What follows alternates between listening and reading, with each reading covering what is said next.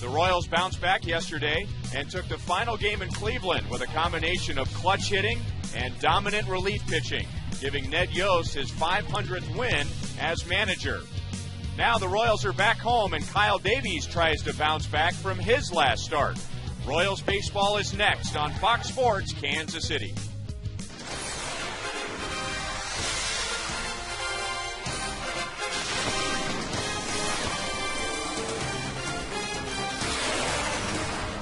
The Royals are down to their last 3 homestands of the year, and a 6-gamer begins tonight against the Texas Rangers, who are in first place in the American League West. Hi, everyone. Welcome to Kauffman Stadium. I'm Ryan Lefebvre with Royals Hall of Famer Frank White, and the Rangers have a 7.5-game lead in their division. That's the largest lead of any divisional leader in baseball, so their focus is clear. For the Royals, their focus is more towards 2011 and looking at some individual performances, and with every swing, Wilson Betemit looks like he has a role in 2011. Well, Ryan, he's really done a great job, and you go back to how young he came to the major leagues, and I think all of this experience he's gained over the years at age 28 looks like they finally kicked in for him, and I think he'd be the perfect guy going into 2011 to maybe be a stopgap until some of these young guys are ready to come to the major leagues. Getting most of his playing time right now at third base, and he's had great balance at the plate. He's hitting from the left side of the plate. He's hitting from the right side of the plate. And I think really, Ryan, that time that he took earlier, just working both sides, and that's why he's got the numbers that he's got right now. Signed to a minor league contract before this season, and now look at the impact he's had on the Royals offense. Our pitching matchup tonight features Kyle Davies, who's coming off a loss in his last start, going up against C.J. Wilson, who's won 13 games and hasn't lost since the All-Star break. And we'll talk more about our pitching matchup when we come back.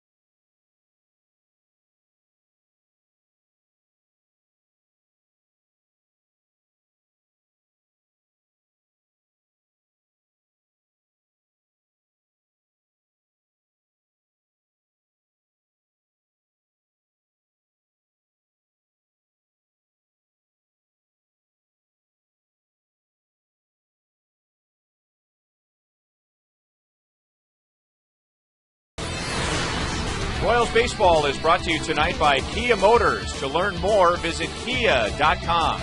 By Kellogg's, the best to you each morning. And by the Missouri Lottery.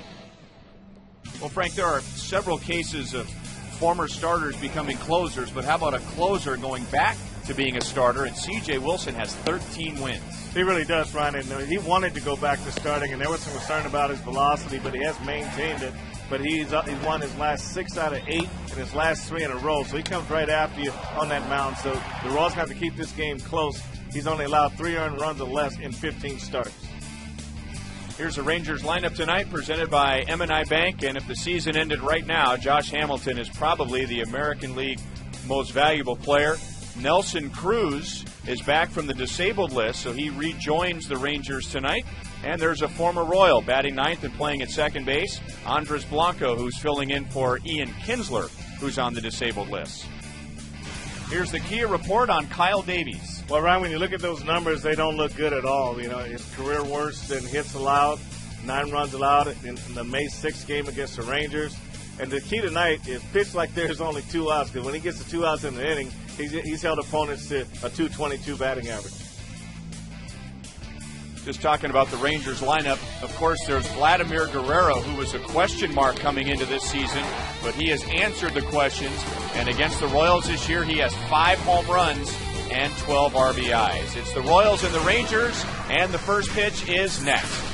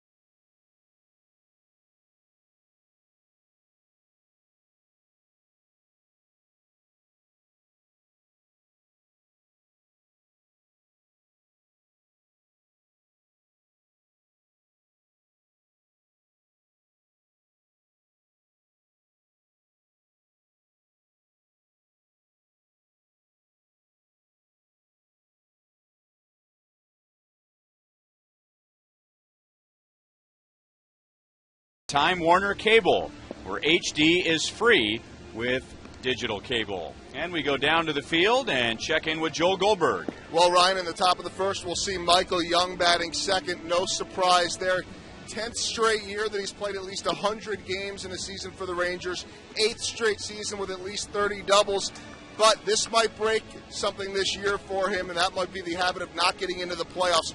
1,478 big league games without being in the postseason. Only Randy Wynn has had a longer drought than that. Talking to Michael today, he says it's the first time he's been on a team that's been ahead this late. It's been a lot of fun, and what makes it so enjoyable on this team and with this group is that they're a bunch of gamers. They have the mentality that they don't know if they're going to win or lose every day, but they believe they're going to go out there and work hard, that's what they can control. He said that the city of Dallas, the city of Arlington, down there in Texas, they've been filling up that stadium pretty much since the All-Star break, and he said it's been the hottest summer he can remember in the last 10 years, but the crowd finally starting to show up for the Rangers in Texas. Guys?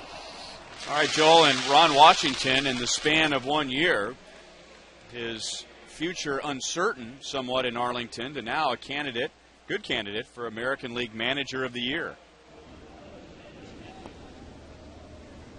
I think one thing about the Rangers, Ryan, is you go back and look at their history, and what they usually do is it was all offense, and they didn't have the pitching. They didn't really play the good all-around game of defense and base running and things like that, and that's what took Ron Washington so long to get that across to the players. And once they bought into it, I talked to Michael Young today. I talked to Gary Pettis, the first base coach. It just seems like they've all really just bought into the well-rounded game and not just that one-sided game. And people are saying that this is the best balance of pitching, defense, and offense the Rangers have ever had. Line to right field, Willie Bloomquist is out there tonight. Elvis Andrus is out number 1. A very comfortable 88 degrees at Kauffman Stadium. We started right on time at 7:10, and the time and temp is brought to you by The Parking Spot. Easy to spot, easy to park. The Parking Spot at KCI. I don't know how comfortable 88 degrees is inside of a gorilla suit, but I think everyone else is pretty comfortable here tonight. He's scratching a little bit, so he's probably not that comfortable. He must shave his hands.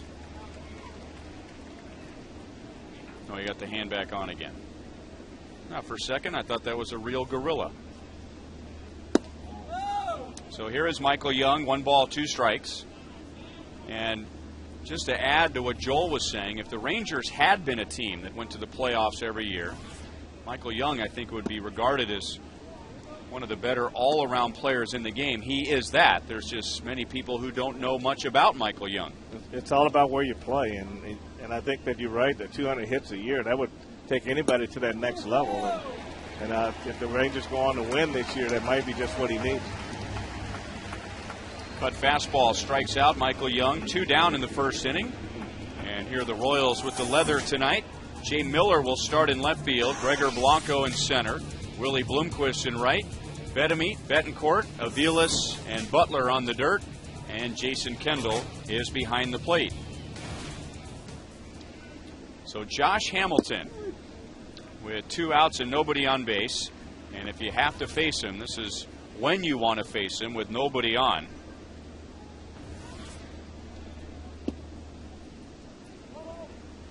Hamilton just tearing up the American League this year. He is the league's leading hitter at .359. A power hitter hitting .359. Reaches down and bloops that into center field for a 2-out single. So he adds to his batting average to go along with 31 home runs and 95 RBIs. Now, this pitch here gave Josh Hamilton a lot of trouble last year, Ryan, and even early this year. Change up, slow breaking balls, and he did a good job of staying on it a little bit longer here. Even though he hit off the end of the bat, he was able to get a base hit. Early in the year, he was swinging and missed that pitch. Before that at bat, Josh Hamilton was a .200 career hitter against the Royals. And now Vladimir Guerrero with a big swing and a big pop-up. Billy Butler over near the dugout suite. And that's that for the Rangers in the top of the first.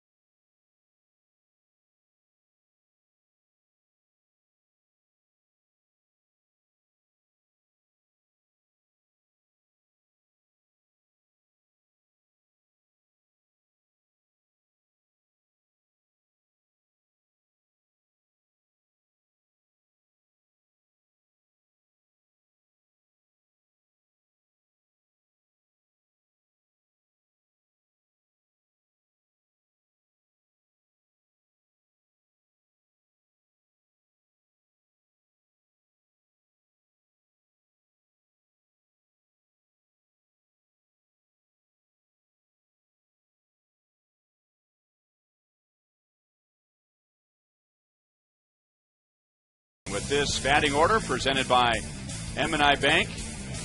And C.J. Wilson has given left-hand batters a bad time this year, so Gregor Blanco is the only left-hand hitter in the lineup. A lineup of all right-hand batters, if you include the switch hitters, Wilson Betemit and Brian Pena. And the former Rangers closer has 13 wins this year as a starter. Here's the Kia report. Well, they got to go hard to get this win tonight, Ryan. 13 wins and 6-0 since the All-Star break. And he did beat the Royals on May 7th down at Texas. The key for the Royals tonight, feel at home. They're 9-4 in their last 13 starts.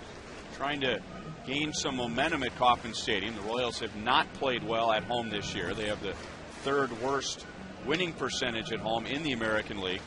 So starting to turn that around. And Gregor Blanco coming off an outstanding road trip as far as doing what a leadoff man is supposed to do, get on base. His on-base percentage in Detroit and Cleveland was .433, but he scored only 2 runs. So he was getting on. The Royals just couldn't get him home.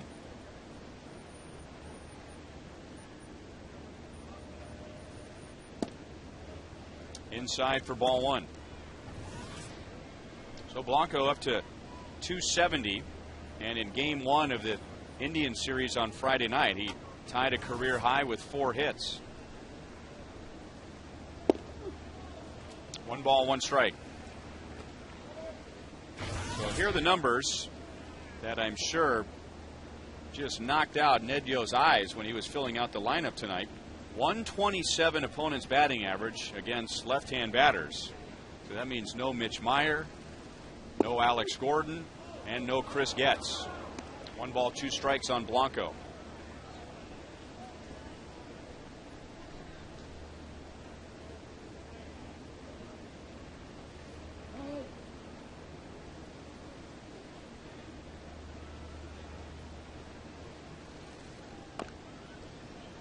Jammed him, and the count stays at 1-2. I think as the Royals go forward and you look at these matchups, and when you put your team together, as these players get better, what you like to see is guys that can really stay in there and go both ways against left-handers and right-handers, so you don't have to leave that many guys out of your lineup. So you have to have a good balance on your ball club to be able to substitute for the offense once these guys get to the point where they can play every day. 2 balls, 2 strikes. And that's that fine line of you want to make sure that you put hitters in a position where they can succeed, but at the same time they have to learn how to hit lefties eventually if you want them to play every day. Well, that's what I would say about Paul Konerko. If one guy he should never play against is Zach Greinke, but he plays every time Zach's on the mound because he's your best player, and he's the guy that on one swing can change things around for you. So I think when you put your team together, if you can put it together where you got your set infield, you got one utility guy that can play all the infield positions. Same with the outfield. You set your outfield, and your fourth outfielder should be able to play all 3 positions. Hit hard by Blanco, but thrown out by Andrews. 1 away. Take a look at the Rangers defensively, and they made some changes. And those changes are just coming in. It's going to be Josh Hamilton in left, David Murphy in center field, and Vladimir Guerrero in right. Nelson Cruz is coming back from the disabled list. So he was originally in the field in right. Well, now they've had a completely different alignment than they first claimed, as now Josh Hamilton is not going to play defensively. Murphy is in center, so Cruz is in left. Hamilton at first was going to be in the field, and now he's the designated hitter, so this is the correct defensive alignment. Cruz, Murphy, and Guerrero. Vladimir Guerrero has spent most of his career as a right fielder, now a full-time DH, and with Hamilton going to DH tonight, Guerrero goes back out to right.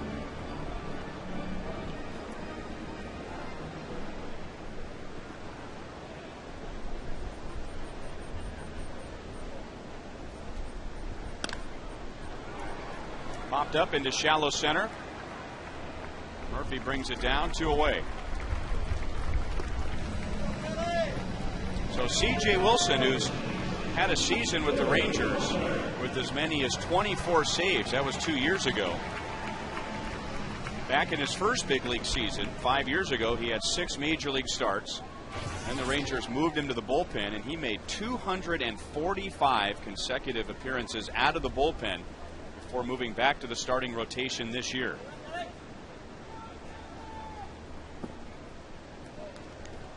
You probably think he's found a home now.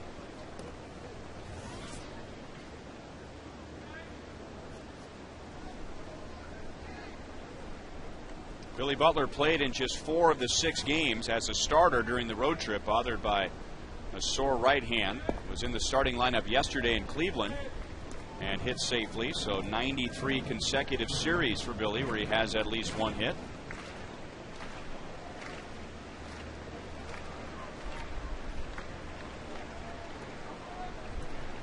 In 2 series against the Rangers this season, Billy has 2 home runs and 6 RBIs.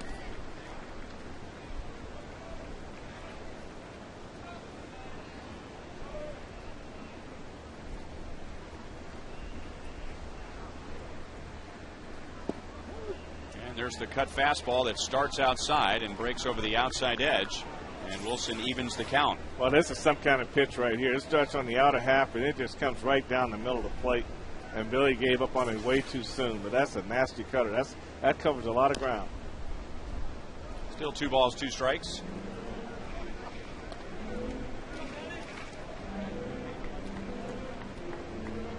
When Wilson is executing his pitches, he will keep the left side of the infield busy, getting a lot of ground balls from right-hand batters with the cut fastball getting in on the hands.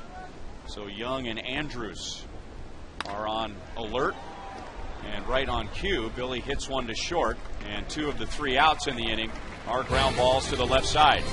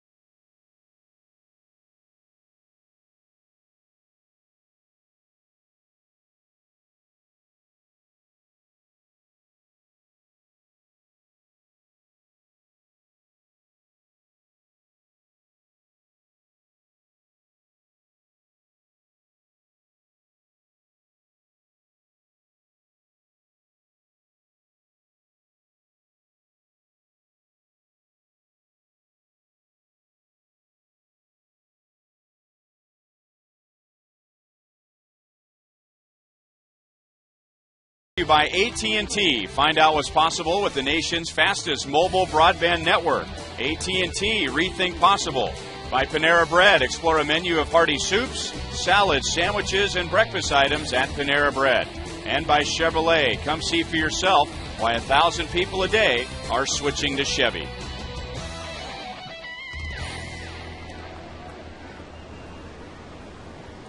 So no score to the top of the 2nd inning, and Nelson Cruz back from the disabled list tonight. And he's been on the disabled list 3 different times this year, all with hamstring problems. First his left hamstring, and then the last 2 times he's had problems with his right hamstring.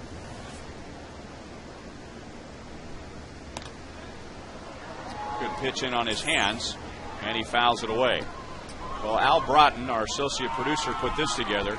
It is not good news for the Royals when Nelson Cruz joins the Rangers at Kauffman Stadium. These last 2 games, he was called up from the minor leagues and came straight to Kansas City. Drives that to deep center field. And it's over Blanco's head and up against the wall. So Cruz just picks up where he left off. This will be the third time in the last 3 years that he's either been called up or come off the disabled list to rejoin the team. And it's been here in Kansas City. Well, Ryan, I'm telling you, this ball here is really hit hard. You watch Blanco on this ball here. This ball is by him in a hurry, and he gave up on it knowing that it's going to be over his head up against the wall. And Cruz got great extension on this fastball, and he just realized right away that this ball beat him, and he's just going to play it off the wall and just keep him to a double. Now Murphy lines it to right. Bloomquist is coming up. Cruz is tagging. He's going to go to third, and the throw is offline. So an opportunity there for Bloomquist. When he made the catch, Cruz was still going back to second base. So a good throw, and Cruz is out. Well, you're right, Ryan. Willie had everything going for him on this one. Like this is like 90 feet. This is a free out right here. All he needed was a good throw to third base. And when you look where Bloomquist is when he caught it, and you look at Cruz, Willie he does a good job getting behind this ball. The ball just ran up the line, and then cost himself an assist right there. And it puts a runner at third base with one out. The Royals will bring the infield in halfway. And the batter is Benji Molina, the former Angel, the former Blue Jay, the former Giant. Joined the Rangers after a deal with San Francisco at the end of June.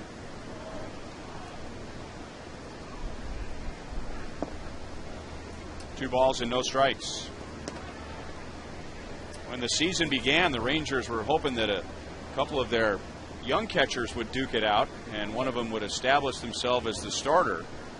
And that was Jared Saltalamacchia and Taylor Teagarden. Saltalamacchia is now with the Red Sox, and Teagarden is in the minor leagues. And they were really expecting a lot out of Teagarden when they first got him. He just didn't seem to figure it out with the bat, but the Rangers didn't stand pat. They kept looking and finally realized that they're in a pennant race. They need some experience, and Molina is the guy that they went after.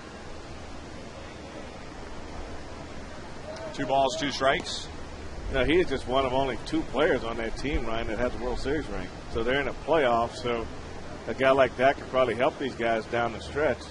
Alex Cora is the other guy, and those guys can really help those guys who've never been through this before down the stretch.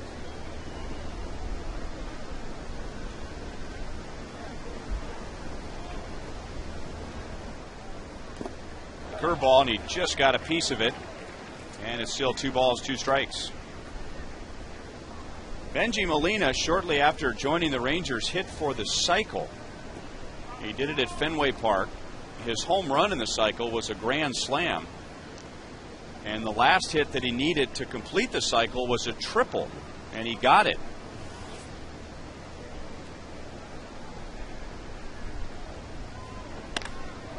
And he lines it into right field, and that'll be a base hit. So Cruz is down from third, and the Rangers take a 1-0 lead.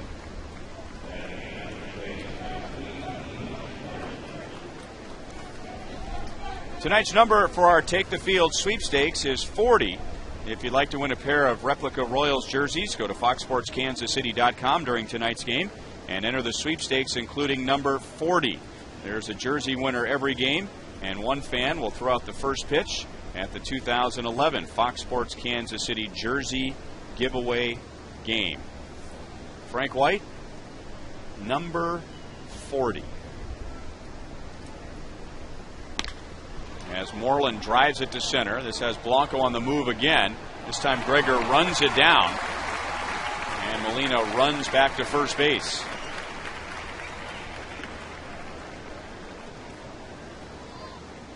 I'll start with Steve Busby. It'll be my number 1 guess with number 40. Okay. It was Tony Muser, number 40. Was he? Maybe not. I don't think so. He was?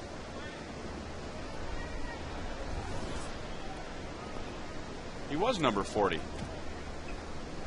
I should just stay out of this thing. Here's former Royal Andres Blanco. And we were talking about potential Manager of the Year candidates. Another former Royal that wore number 40 better win the Manager of the Year award in the other league. Bud Black. Bud Black. He gets that team to the playoffs. They might just rename the award the Bud Black National League Manager of the Year award. Another young star that came up and briefly showed some signs of going to be a star pitcher in this league, but injuries and other events prevented that. Was Hernandez. Fair ball over the bag. No concern about Molina scoring on this one. He will go to third on the double by Andres Blanco.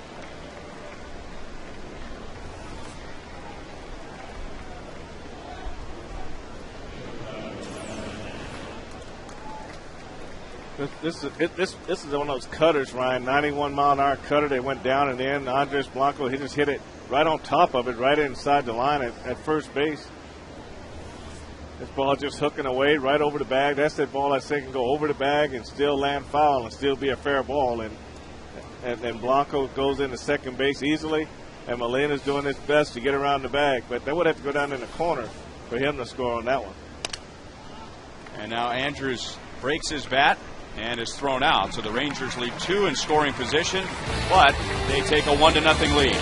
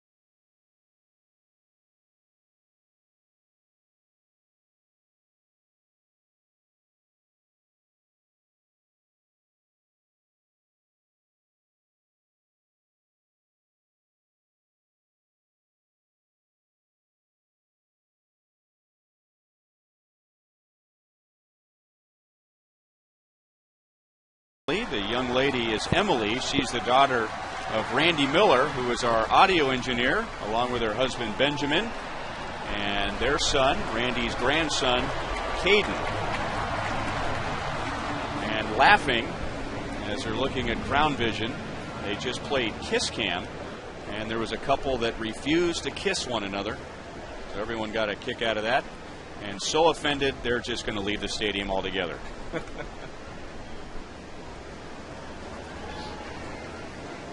It'll be Wilson Betemit, Yunievsky Betancourt, and Brian Pena in the second inning. And Wilson throws low, ball one. Betemit was just 3 out of 16 on the trip, but he hit 2 home runs and he drove in 4.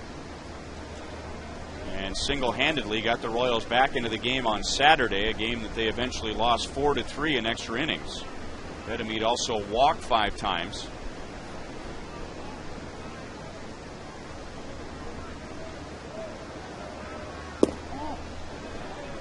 3 balls and no strikes. He's really been what you would consider a clutch hitter. I mean, he's got some clutch hits for the Royals, and none of his home runs have been home runs that don't matter. They've either tried to get them within 1 run or tie the game, or even in some cases put them ahead of games. But you just look for that professional at bat every time he goes to the plate. 3 balls, 2 strikes. You know, and we can get so scientific at times to try and explain why a player is playing well or not playing well. But Kevin Seitzer, Royals hitting coach, believes Betemit is hitting because he's getting a chance to play every day. It's as simple as that. He'll take a leadoff walk in the 2nd inning. Here's tonight's Sprint You Call It question. Who is more important to the Rangers' success this year? Elvis Andrus, he's the table setter, getting on base so that Guerrero and Hamilton can drive him in. Or is it their closing Neftali Feliz?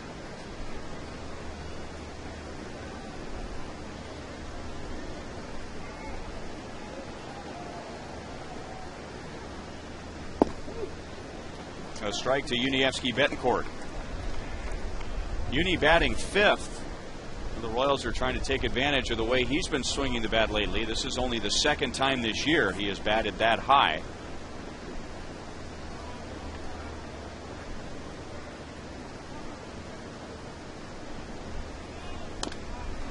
Fouls the curveball away. No balls, 2 strikes. Just to get back to Betemit real quickly. Well, first we'll look at the Sprint You Call It. And again, the names Andrus, Guerrero, Hamilton, Feliz. Text 432-432. Enter keyword Royals followed by a space. And then A, B, C, or D. Just to follow up on Betemit, he has had his problems at 3rd base this year.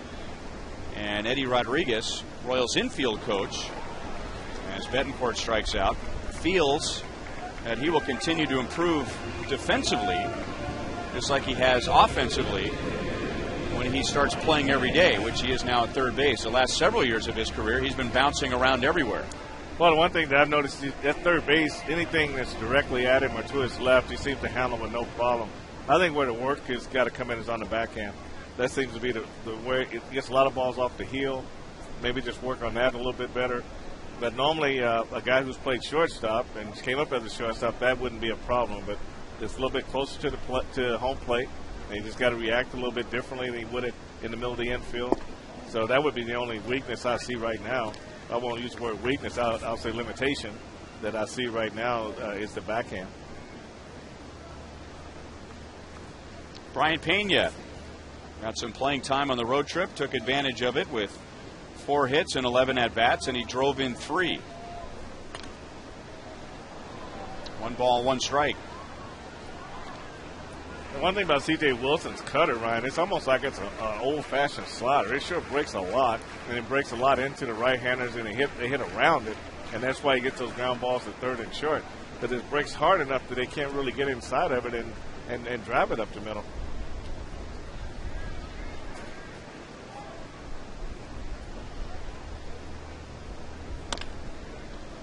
Chop to the left side, and Andrus will go to first. A high throw, but Moreland reaches up to get it. So that's out number 2, with Betemit moving up to 2nd base. So as we talked about, when Wilson is on, he's keeping the left side of the infield busy, and Andrus has handled 3 ground balls already. Yeah, just take a look at how much it covers a lot of the plate, and it gets right in there above that trademark, and the hitter just hit around it, and that's why those ground balls are occurring like that.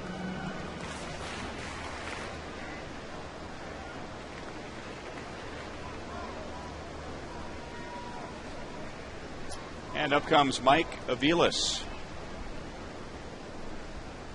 Had a good day yesterday in Cleveland with 2 hits and 2 runs scored.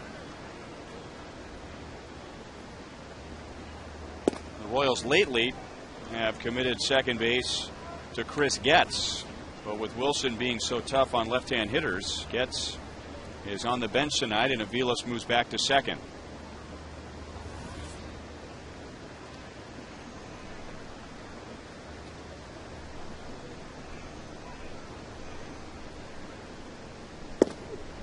I remember when Joe Randa played for the Royals, he was very good against guys like Jared Washburn, Mark Burley, Andy Pettit, guys who had good cut fastballs in on a right-hand batter.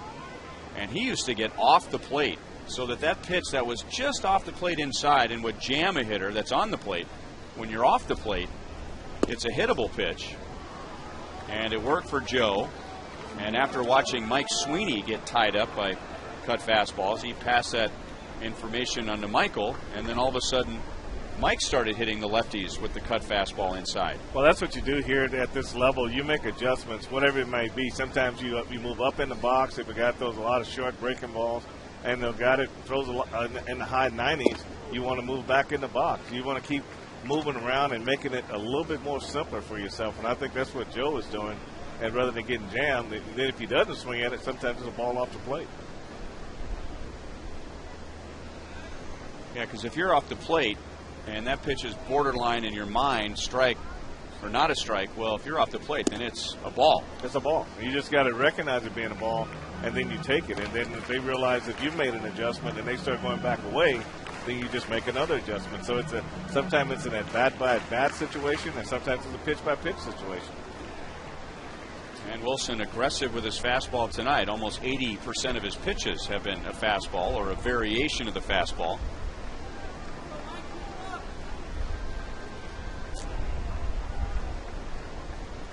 Betemeet with a leadoff walk now at second base with 2 down. And that's inside, so Wilson has walked 2.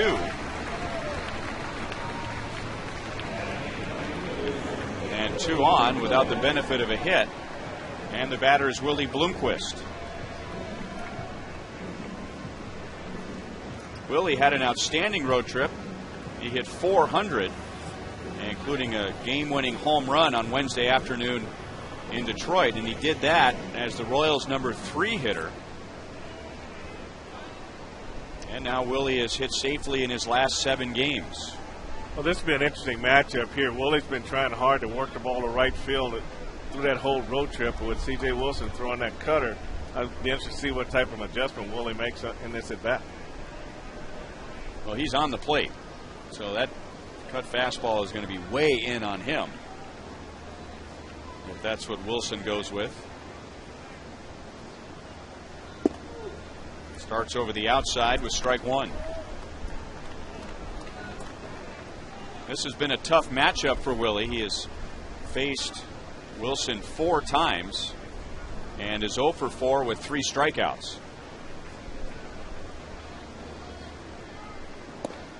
Way inside, 1 ball, 1 strike.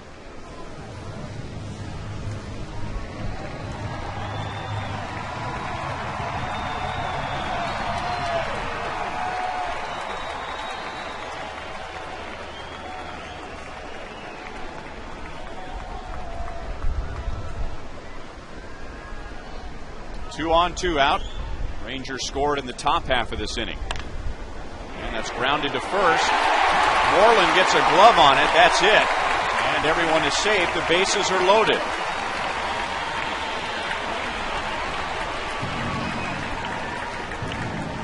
And that is ruled a base hit.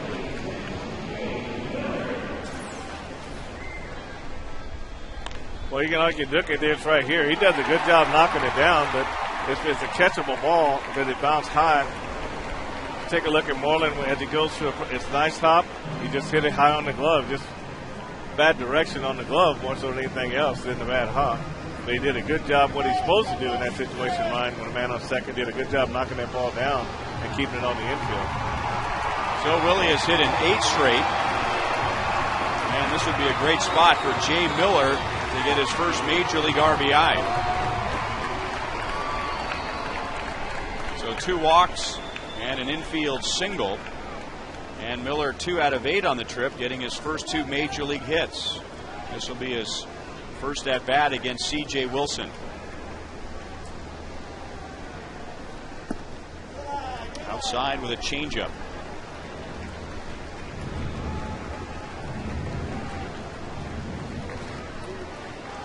Miller's got that swing that should be able to hammer the ball down pretty good. And he kind of cuts it in half. He's a pretty strong middle end hitter. And that's way in on the hands. Probably not a strike. Yeah, that might have hit him. You know, I mean, that's when you don't recognize that pitch out of his hand. And by the time you commit yourself, and then all of a sudden it just bores in on you, keeps it right around the belt, and that's now you see the swing plane. So you see if that ball went back there and hit Mike Riley on the foot, but you see Miller's swing plane. It's good for the ball down, but to get the ball up around his belt, then that's when he jammed himself.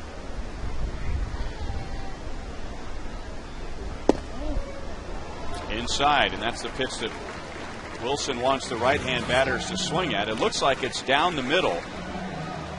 And when the hitter begins his swing, by the time he makes contact, that thing is breaking in on the hands. So instead of 1 ball, 2 strikes, it's 2-1, and this will be the 25th pitch of the inning for Wilson. Betemit walked, and then Wilson retired Betancourt and Pena.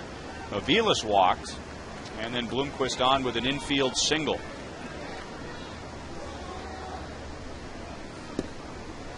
Missed the outside. 3 balls, 1 strike.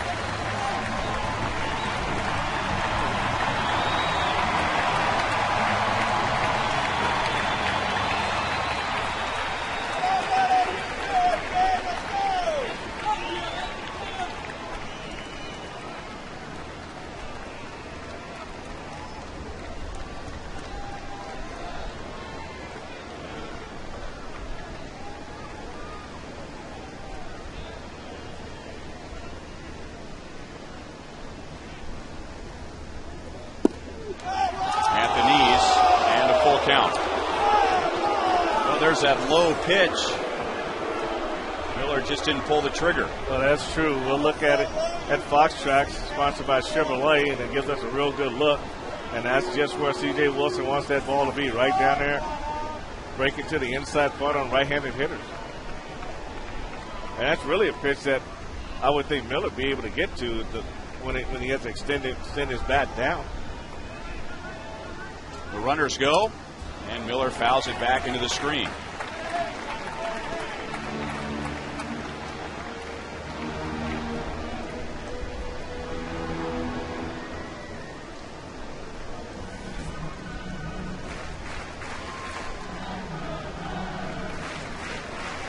Royals would like to score, obviously, but if anything, they've made Wilson work. So he's coming up on 30 pitches in this inning after having an easy bottom of the first. And really taking his time in between the last 2 pitches, maybe just to catch his breath. We say it's a comfortable 88 degrees tonight, but it doesn't look like it with all the perspiration on Wilson's face as Miller strikes out and the Royals leave the bases loaded. So at the end of 2, the Rangers lead 1-0.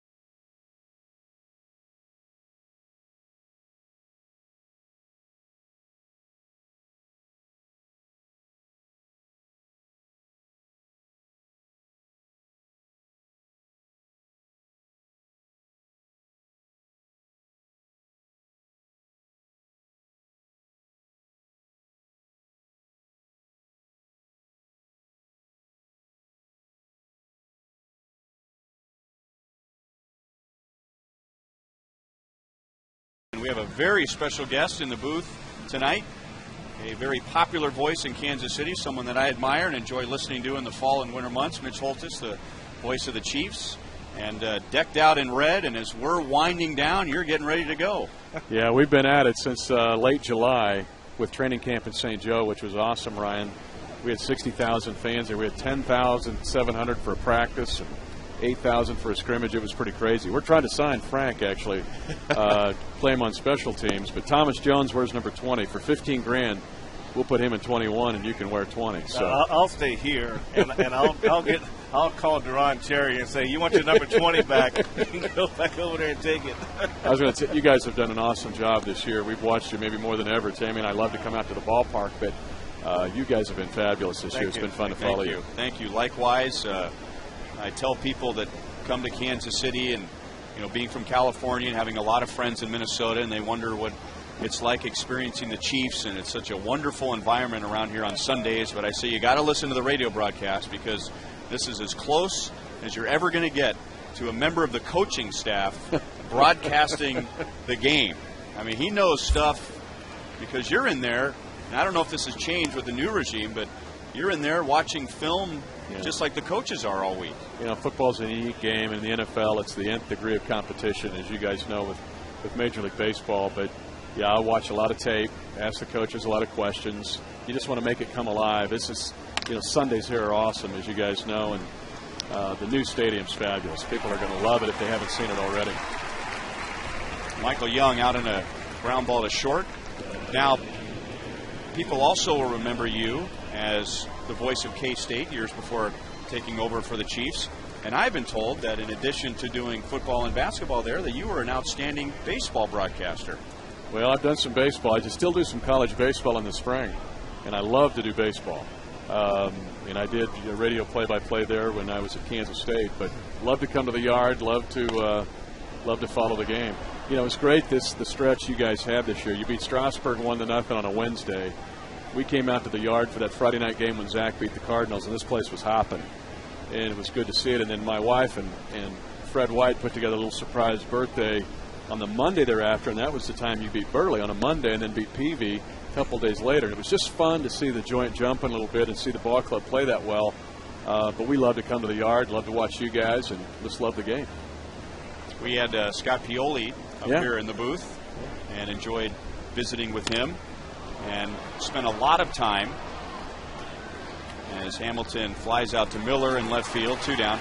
Spent a lot of time talking about the similarities between what the Chiefs are going through right now and what the Royals are going through right now, and the process of rebuilding an organization. But I think it's more intense for you guys on the other side of the parking lot, because there's no minor league system to work these guys through. You either make the team or you don't make the team. It's one of my concerns, you guys, about going to an 18-game schedule. If we go to a 2 preseason 18 games, I almost think they have to have a spring league to have some kind of develop. There's no way to develop players. Now all of a sudden you're going to have guys that are developmental playing 4 quarters. I worry about it if they go to 18 games. But you're right. In our rookie class, we love them. Ryan, there's players up and down the board all the way through our draft picks and a couple free agents. But it's much like your guys, but our guys are going to have to play right now. They're key for this season. Can you stick around for another half inning? Sure. All right, 1-0 Rangers to the bottom of the 3rd.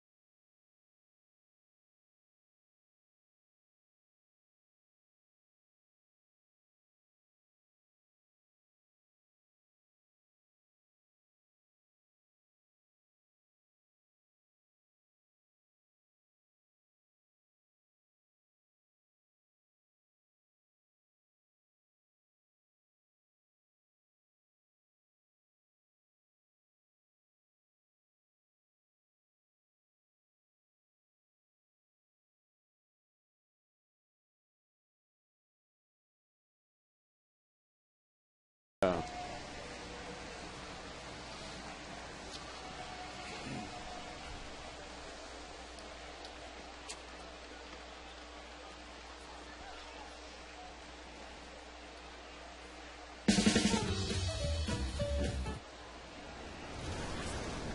nothing Rangers to the bottom of the third inning as Gregor Blanco leads off against C.J. Wilson. And this is Patty Moan, a lifelong Kansas City resident, celebrating 31 years of service in the Raytown and Blue Springs School District as a classroom teacher and early child advocate, establishing the school's Parents as Teachers program. And tonight enjoying the game from the Buck O'Neill Legacy seat right behind home plate, as we enjoy visiting with Mitch Holtis, the voice of the Chiefs, who is here at the ball game tonight, as he is several times. Of course, you never come up and say hello. We don't even know you're here. Well, I just try to slink in and slink out. Now, you guys, I'm putting these, your camera crew and your truck crew on loan. These are my basketball peeps. Okay. So this is like a class reunion when I see these guys. Donnie's out there in the outfield and Doc, and so I'm just putting them on loan to you guys. I get them for 30 games. You get them for 154, so don't screw these people up. They're actually pretty good at what they do. Frank, we have a little different approach. Mitch and I do. The first time I went to a Chiefs game, I wanted to meet Mitch, and I weaseled my way into the press box, and I somehow got to the booth, and there he was right before the game going over his flip chart and working with his statistician and his spotter, I'm sure, and I went and introduced myself, got myself into the press box. And but with Mitch, we have to ask him to come up here and come on the air with us. So a little different approach. I can't get by the security guard. I've been trying to do this all summer. And finally I found a secret passageway, and I got by Mike Swanson, who's like there with an iron fist. So I slipped by him and kind of got a free meal out of the deal, and it's like, heck yeah, I'll be with you guys. Well, when I go to Chiefs games, I had season tickets for about 21 years, and when I go, I try to slink under everybody. I don't want to be seen. I want to try to get to my seat, get seated, and don't move, and hope I can watch the game. I had a nice seat in the west end zone in the club section, just to the right of the goalpost. I like to watch the game up and down. I like to watch kickoff, punt returns, that kind of stuff. But what about the Chiefs this year? What do you think? Well, Frank, we're excited about those young guys I mentioned. When you look at it, Eric Berry and Javier Arenas and Dexter McCluster and John Asamoah, I mean, it's a class you can build with. Now, Pioli get mad at me. I'll be going to the principal's office. I'll wash my mouth out with soap because rookies are still rookies, but, man, it's a talented group. And then you mix them with veterans. We've got like Mike Vrabel, who's won the three-time world champion, and guy with Brian Lilja, Kansas City kid who was with the Colts. We brought him back to play right guard. We've got a nice mix of veterans and young guys. Need to get off to a good start. That Monday night game against the Chargers will be humongous. That's going to be, I mean, the lid's going to blow off the place, but they're better. They're better, Frank. We had a better camp in St. Joe, and how much better, I don't know. We'll see, but it's a better team with better athletes. In baseball spring training, the question comes up all the time, how does the team look? And it's hard to answer because we hardly ever see the team. We see bits and pieces until maybe the last week. Is it different with football? I mean, when you go into the first regular season game, will you feel like you've seen the team? A little bit, Ryan, because, for example, last week we played the Eagles, and the team, or which for the most part we saw for the better part of 3 quarters. So, yeah, you kind of saw the team. Now, you're going to tweak a little bit with special teams. They're still trying to decide the 53-man roster. It's a big decision time over the next several hours, to be quite honest with you. We play the Packers Thursday night, but then after that they've got to cut 22 guys. And so there's still some tweaking to do, but for the most part against Philly, you saw the guts of the 2010 Kansas City Chiefs. Well, I'm anxious for you guys to see the stadium, and the Hall of Honor is a must. The Hunt family put $150 million into the facility themselves, but the Hall of Honor, you'll feel like you're in Canton, Ohio. It is so well done, and not just the Chiefs, but the AFL history. And I know you grew up here, Frank, and Rhino, you're such a history of ball. You guys will love it. I mean, it's something I love to go to the Hall of Fame here. I like to immerse, sneak in and just take my time. Don't hurry me through this, and you'll feel that same way when you find the Hall of Honor. Well, we definitely look forward to it. I just listen to what you're talking about, the athletic part of your ball club, and the great athletes are what's going to bring it back. The more athletic you are, the faster you're going to get it turned around. And I think that I watched clips of the game from the other night, and you can just see Dexter McCluster, one guy that you mentioned, one guy that really stands out. It might be a fun guy to watch this year. Frank, one thing, and I love baseball, one thing that's so underrated, I think, in the game of baseball is speed, just how much pressure you can put on people if you've got speed. A Juan Pierre, in his prime, or a Tejada in his prime, and those kind of guys. Now all of a sudden, football's the same way. You can put pressure on teams and get into matchups with speed. So we're excited about the young guys we've got. Mitch, thanks for stopping Thanks, by. Ryan. And here's to a fall and winter full of touchdown Kansas City. I haven't said it near enough. Let's hope we got some more. Frank, thank you. All right, voice of the Chiefs, Mitch Holthus.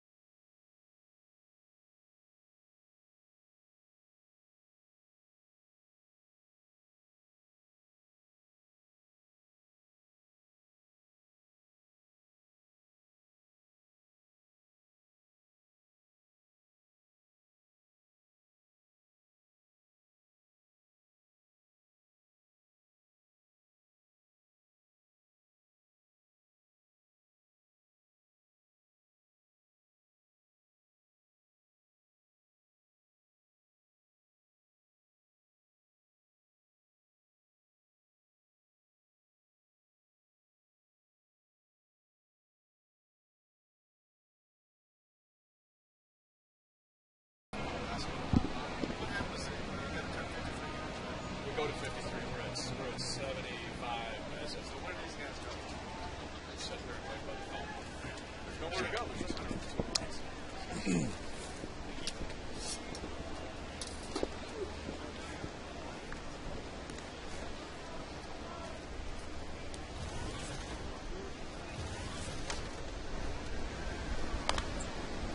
Top of the fourth inning, no balls and 2 strikes on Nelson Cruz, who doubled, leading off the second inning against Kyle Davies, and came around to score on former Royal Andres Blanco double.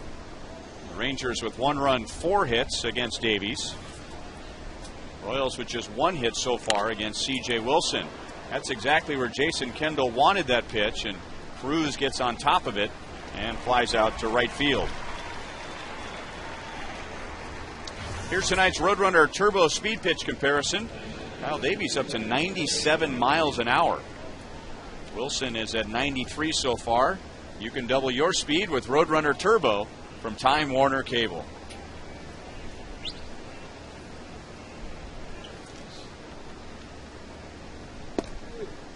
And now a changeup for a strike to David Murphy. I was hoping when Mitch Holthus was up here with us, for several reasons, of course, that the Royals would hit a home run, because I would think his home run call would be similar to his touchdown call. I think you're right. He said he was hoping they'd do it. He'd do it for you. He'd make that call. But great passion for baseball, great passion for sports, and it gives you a good indication of how everybody loves everybody else's sport.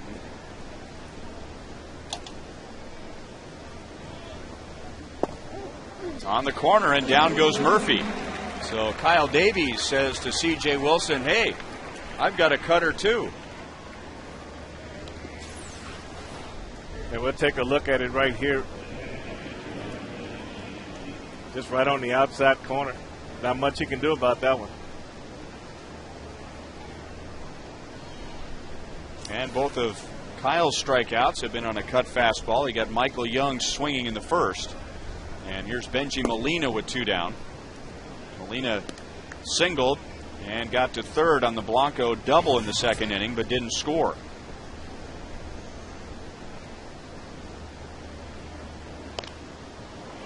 Popped up, and that'll be out of play.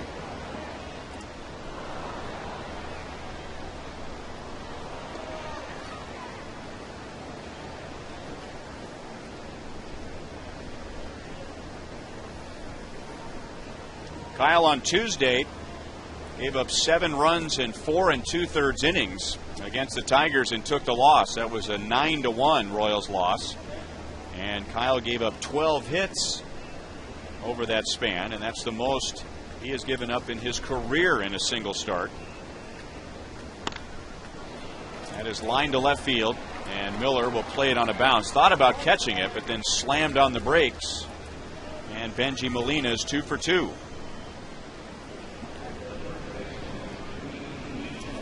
Coming up on Wednesday, the final game of this series, you can purchase all-you-can-eat seats. That's a 7-10 game with Texas.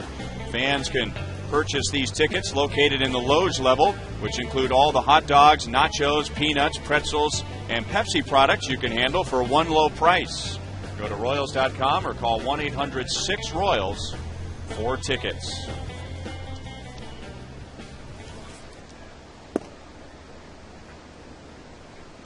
And now ball 1 to Mitch Moreland. One of the advantages of having Benji Molina at first base in a 1-run game with 2 outs, as you don't have to worry about him running. Billy Butler doesn't have to play the bag, so a little extra range on the right side. And Moreland flies to Blanco in center field, and Texas is scoreless in the 4th.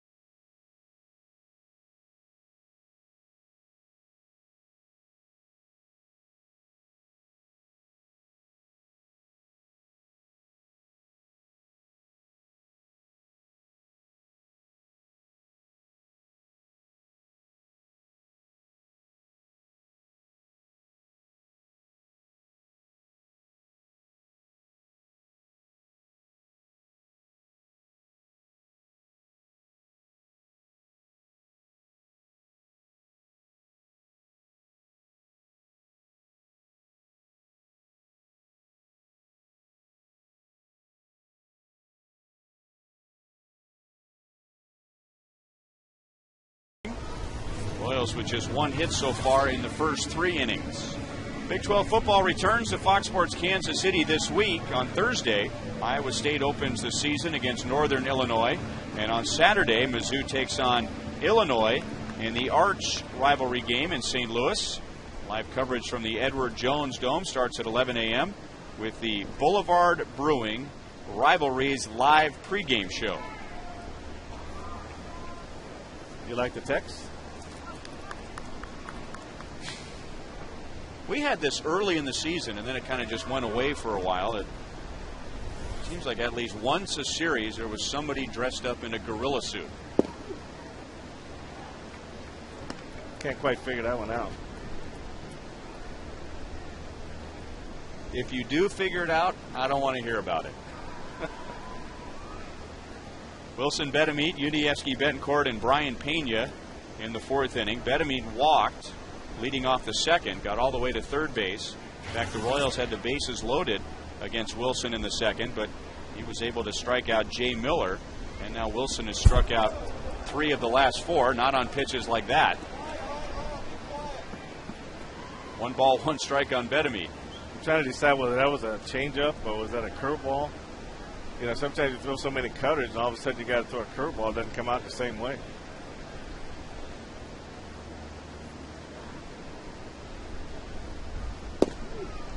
And a backdoor slider is in for a strike. 1-2 on Betemit.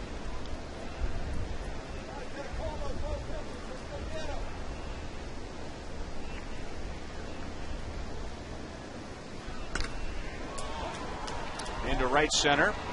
Guerrero over from right. And he makes the catch for the first out. Also coming up on Wednesday in the final game of this series, it's another Inc. College Night. College Night offers select tickets for high school and college students with a valid ID for just $7, plus food and beverage specials in the outfield plaza concession areas. Royals.com or 1-800-6-ROYALS to get your tickets.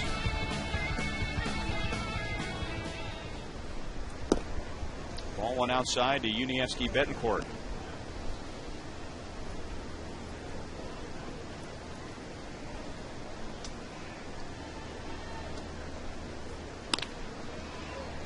On the ground to Andrews.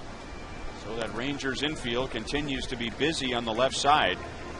And Betancourt is 0 for 2. This is the second time this year that the Royals have faced C.J. Wilson. They saw him back in May in a series in Texas, and the Royals were swept in 4 games. And Wilson threw his first Major League 9-inning complete game. That was a 4-1 win, but that was still early enough where the Rangers weren't getting too excited about C.J. Wilson, and the league wasn't getting too excited about the Rangers. But now here we are, just a couple of days away from September. Wilson has won 13, and the Rangers have the largest lead of any division winner in baseball. That's 7.5 games.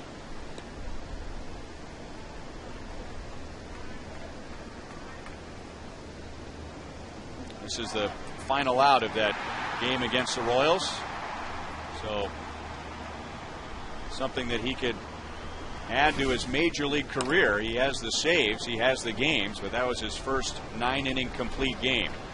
The Royals are down 1-2-3 in the 4th, and now Wilson has retired 7 in a row.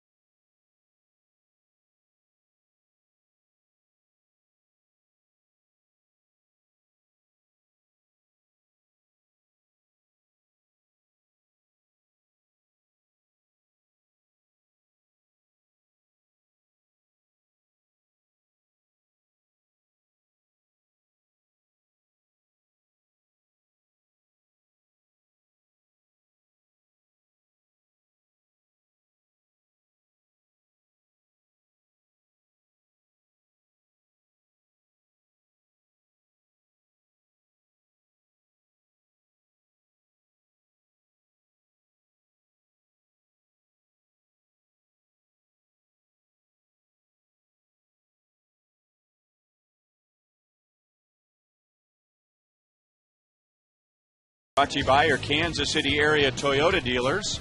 And the Rangers lead over the A's and Angels in the West, 7.5 games over the A's. And the A's with a winning record against Texas this year, and they added to that, taking 2 out of 3 over the weekend in Texas. And some people with the Rangers were saying that they were lucky to win 1 game in that series. They were outplayed by the Oakland A's. And I think there are many people that still feel like the Rangers still have to prove something. I mean, obviously they want to get to the playoffs, but as far as people making playoff plans to go to Arlington, that's a bit premature. And it's not any disrespect for Texas. I think for most of the season it was just respect for the Angels and just figuring that that machine would continue and they would just figure out a way to get back into it. But the Angels are in 3rd place and 10.5 back. Well, I mean, that's the one thing they got to fight in the next 25 games, 20 of those games on the road. And they're a game under on the road coming into tonight's game. So that's going to be a huge challenge. And they've got to be healthy. I mean, they're going to need all their guys. And, you know, when Cruz was out, Kinsler was out, now you pretty much playing with 4 guys where all your offense is going to come from. Now you get those 2 guys back. Now that increases your offense twofold. But at the same time, they don't have a lot of team speed. And that's one thing that may hurt them if the pitching goes away. Andres Blanco into deep right field and off the top of the fence. And he's going to have himself an easy triple. Willie Bloomquist went climbing up the fence. And Blanco just missed a home run.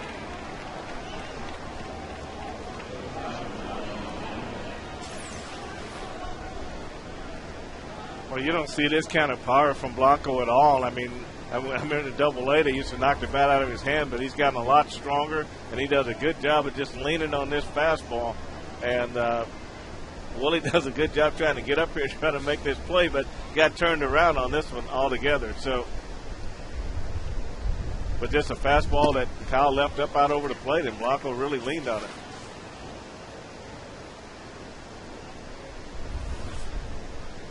Blanco does have a home run in the big leagues, just one, and he hit that last year with the Cubs.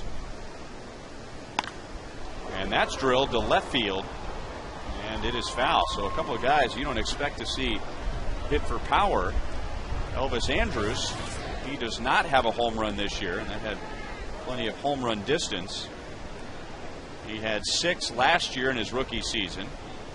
So both he and Blanco just missing home runs here in the 5th inning. Andrews 0 for 2 so far tonight, and he takes the cutter outside, 2-1. I think Blanco's just trying to make the most of his playing time with Kinsler's schedule to come back in a few days, and he probably find himself more on the bench than playing, so just trying to get the most out of the time he's got left. Nobody has a higher average in the American League with runners in scoring position than Elvis Andrus. And he adds to that, driving in Blanco from third, and the Rangers have a 2-0 lead. So you wouldn't expect a leadoff man to lead in that category. But Andrus is the man in that department.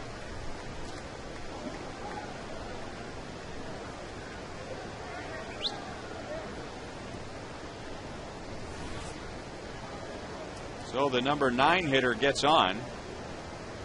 The leadoff hitter gets him home, and he's been doing that all year. 379 with runners in scoring position. That's better than 100 points over his overall average. Well, he does it. Obviously, Ronnie does a good job concentrating with those men on base, especially men on third, less than 2 outs right there. Just took a pitch and went with that pitch and didn't try to do too much with it and got that run in.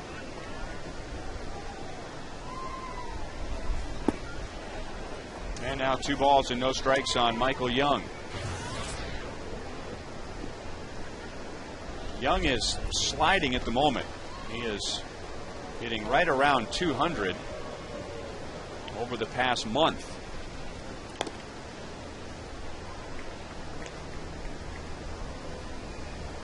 So really find that kind of hard to believe that he was struggled that long.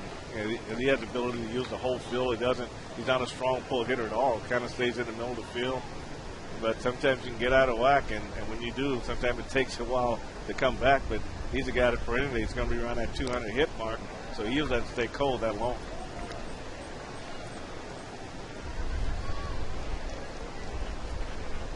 And I don't know if there's anyone hungrier to get to the postseason for the Rangers than Michael Young. And as Joel told us in the first inning, only Randy Wynn has played in more games among active players and has never experienced the postseason. 3 straight hits now for the Rangers as Michael Young gets his first. And there are 2 on with nobody out, with the middle of the order coming up. For Fox Tracks by Taco Bell shows this fastball moving in on Michael Young's hands. He didn't hit it real good, Ryan, but hit it in a good spot on the infield and got him a base hit through the infield into left field.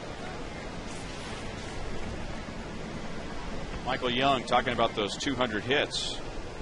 He had a stretch of 5 straight years where he had at least 200 hits. Only Wade Boggs, Ichiro Suzuki, and Willie Keeler in baseball history have more consecutive 200 hit seasons. Fouled away by Josh Hamilton, 0-1. He had a bloop single in the first inning and then flied out to left in the third.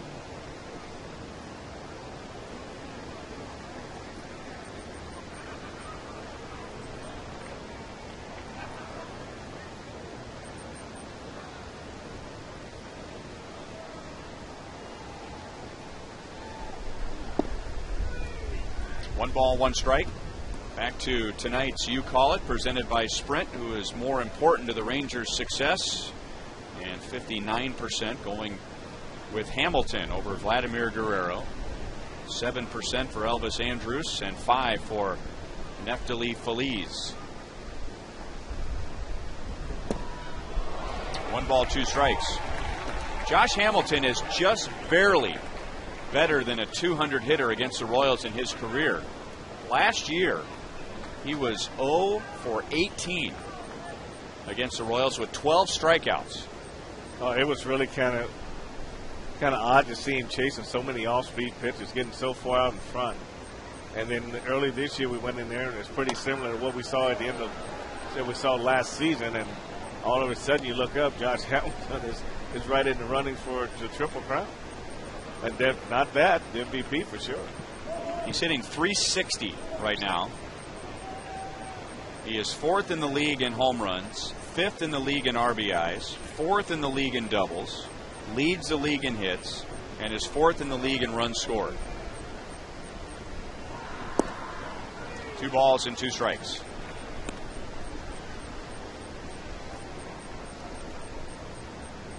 Andres Blanco tripled high off the fence in right field. Elvis Andrus singled him home. And then Michael Young followed with a single.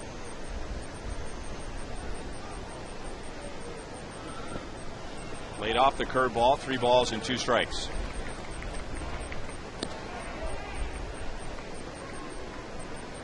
He is 1 home run shy of tying his career high. He had 32 in 2008.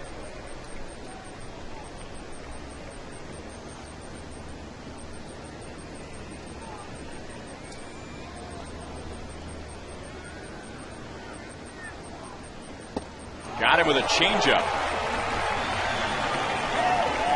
So Davies comes up with a huge strikeout for out number 1. Well, you watch this changeup, Ryan. It just starts in the middle, then just runs away. And Hamilton really thought it was a fastball and pulled away from it. And I'll tell you that if you watch his hands after this swing, watch his left hand, he really kind of stretched himself out, kind of grabbed his pectoral muscle after that swing. That's when a lot of times you see guys let the bat go in that situation. So 2 on for Vladimir Guerrero. He's 0 for 2. The runners go, and Guerrero pops it up. He popped out to Billy Butler in the first inning, and now he pops out to Billy in the 5th. So a run is home, but there were 2 on with nobody out, with 2 of the best RBI men in the league coming up. And Davies gets Hamilton and now Guerrero. We take a look at Jason Kendall. I mean, he's really getting himself set. He sees those guys going, so you see him position himself almost behind Guerrero, so you have a clear lane to throw to third base. It's amazing that Kyle followed him in there with that pitch. Nelson Cruz doubled and scored in the second inning, and then flied out in the 4th.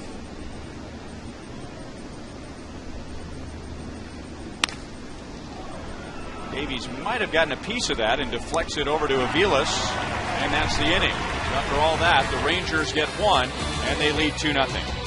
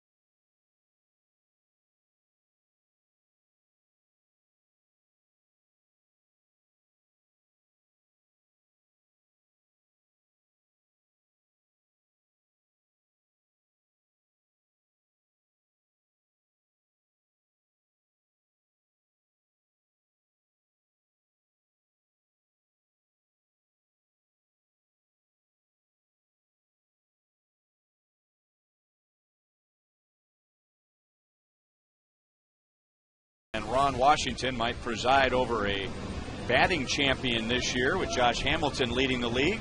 And tonight's AT&T trivia question, we ask you, who are the only 2 Rangers to win the American League batting title?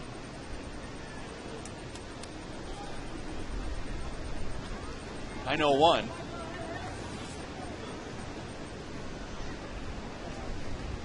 Mike Aviles, Willie Bloomquist, and Jay Miller coming up in the bottom of the 5th inning.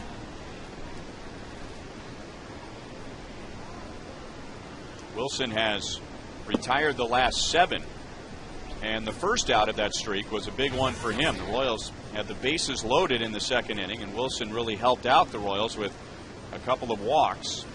But he was able to strike out Miller, and nobody has reached since. And Wilson has struck out 3 over that stretch. Guerrero there to retrieve the fly ball from Mike Aviles.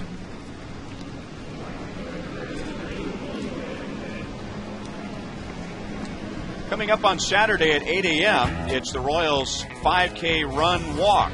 The race starts outside of Kauffman Stadium and ends on the field. Participants of the event will receive a Royals game ticket, t-shirt, food, drink, and more. All proceeds will benefit the Autism Alliance of Kansas City and Royals charities. Go to royals.com/run walk.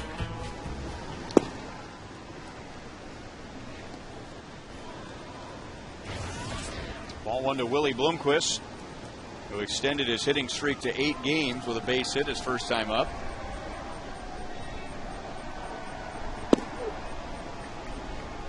One ball, 1 strike. And right now, that's the only hit the Royals have. Ground ball off the glove of Mitch Moreland, trying to play a very difficult hop. And now pulled foul, 1 ball, 2 strikes.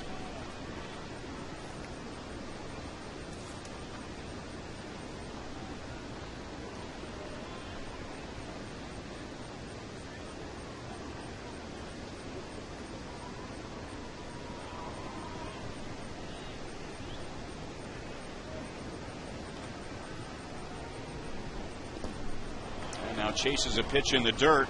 C.J. Wilson strikes out his 5th, and now he has retired 9 in a row. This is strictly a guess pitch here, and Willie clears his hips early. He's probably looking for the cutter right here, Ryan, but this ball goes down in the dirt, and he has no chance to make contact. So I think the raw hitters now, after tapped a couple times through, they know the way that cutter is going to break, and they're just trying to beat it to a point. But he just had that one down in the dirt, no chance to hit. I've heard someone say the definition of a dominant pitch is when the hitter knows that it's coming, and he still can't hit it. Best explanation I've heard. Strikeouts have been going up, not down for C.J. Wilson. And the reason that that's noteworthy is because, remember, this is his first full season as a starter. So the question has been hanging over his head all season. Will he wear down in the second half? Well, he's 6-0 since the All-Star break. Before the break, he was striking out a little over 6 per 9 innings. In the second half, he is striking out a little over 9 every 9 innings. He gets Jay Miller, and now Wilson's retired 10 in a row. Did that bat break?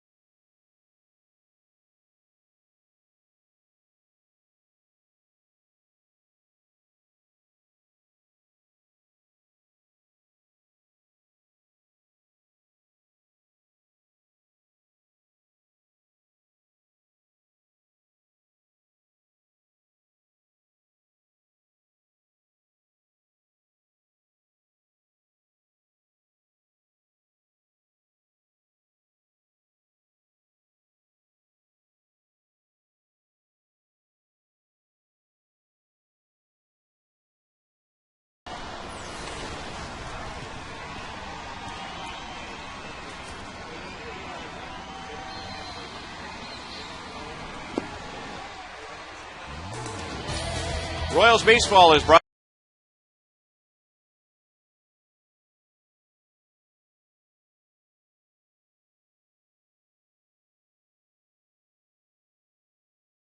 and by Subway Restaurants. Subway, where winners eat. Kyle Davies has given up 2 runs, 8 hits, and pitches in the 6th inning. David Murphy trying to drop down a bunt, fouls it away. Kyle gave up his 2nd run last inning and then had to deal with, after the run scored, 2 on, nobody out, with Hamilton, Guerrero, and Cruz coming to the plate. You got a strikeout, a foul out, and a ground out. So that could have been a much uglier inning. Murphy is lined to right, and he is struck out. Kyle does not have a walk. He has struck out 3. And he pounds that pitch in on the fist. And Betemit is there in front of the Rangers dugout, 1 away.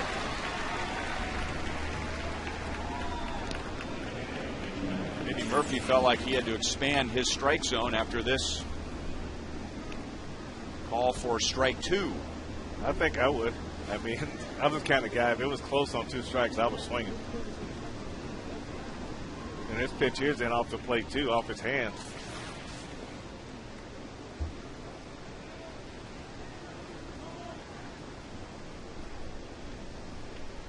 Benji Molina has a single to right field and a single to left.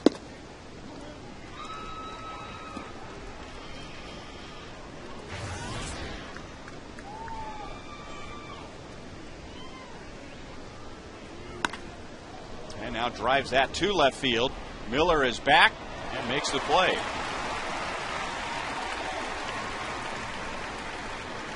Two outs in the 6th inning. Tonight's copyrighted telecast is presented by the authority of the Kansas City Royals. They may not be reproduced or retransmitted in any form, and the accounts and descriptions of this game may not be disseminated without the express written consent of the Kansas City Royals Baseball Corporation. Ryan Lefevre with Frank White, Joel Goldberg, producer Kevin Shank, director Steve Kurtenbach, associate producers Al Broughton and Sam Abramson, and the producer of Royals Live is TJ McGinnis.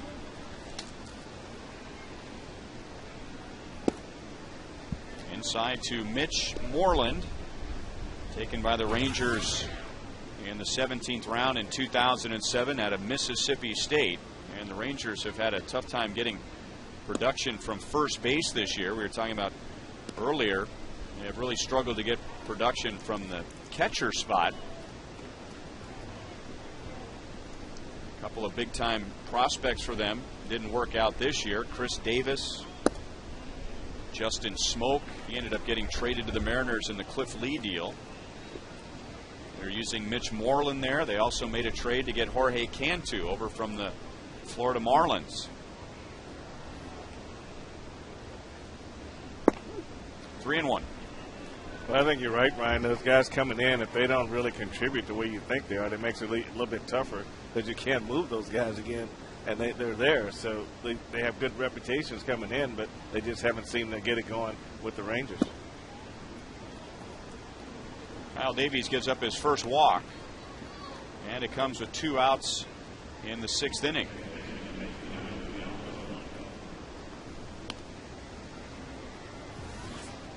Kyle looking much better tonight than he did on Tuesday at Detroit. And the Tigers had runners everywhere. In fact, in the 5 innings that Kyle pitched, and he got through 4 2/3, but pitched into the 5th, the Tigers had at least 2 runners in every inning. Commanding his pitches much better tonight. And he throws a strike to Andres Blanco, who is working on the cycle. He has a double and a triple. If he homers, it'll be just the 2nd home run of his big league career.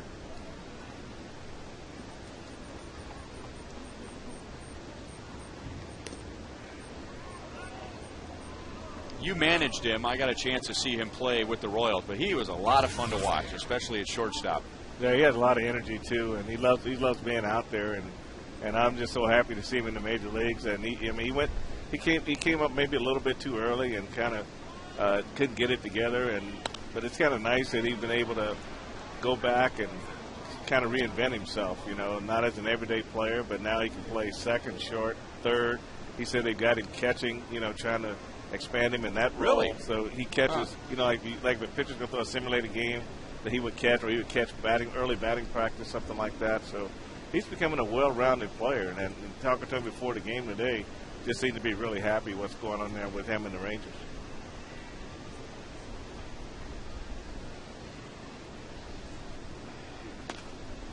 Getting a chance right now at second base because Ian Kinsler is on the disabled list for the second time this year. There was a time when the Royals really felt like they were loaded at the shortstop position. They had Angel Baroa here at the big leagues. They had Andres Blanco behind him and Angel Sanchez behind him. Manny Sanchez also, and he had a real good year down in AA in 06, and I think he's now in the big leagues with the Astros. Blanco went around, and with 2 strikes, the Royals have to throw down to first, and that's the inning.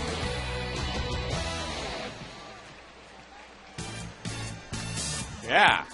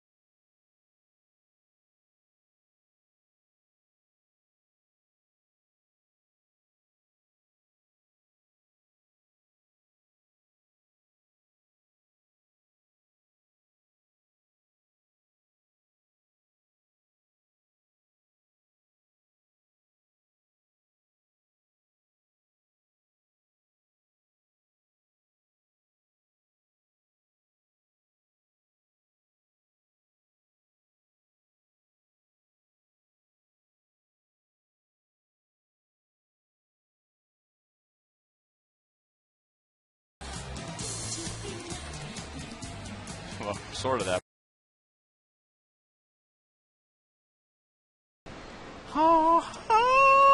Excuse me. It's all right.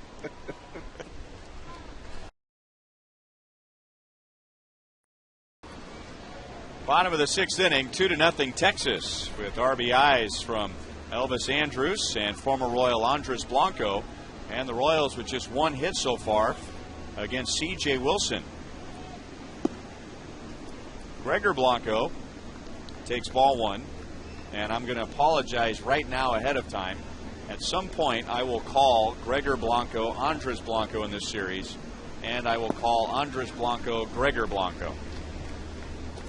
In fact, it's been difficult for me ever since Gregor joined the Royals to not call him Andres Blanco. There's the former Royal, signed by the Royals as a 16-year-old in 2000 out of Venezuela. Gregor also from Venezuela. Inside, 3 balls, no strikes. The Royals have had base runners in 1 inning and 1 inning only. Wilson has retired the side in order in the 1st, 3rd, 4th, and 5th innings.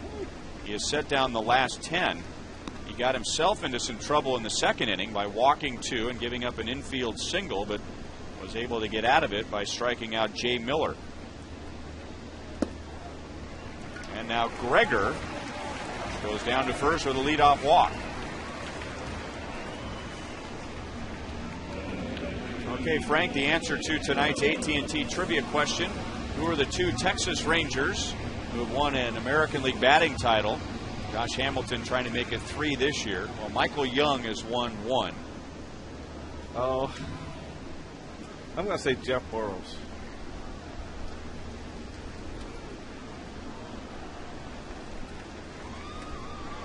Julio Franco.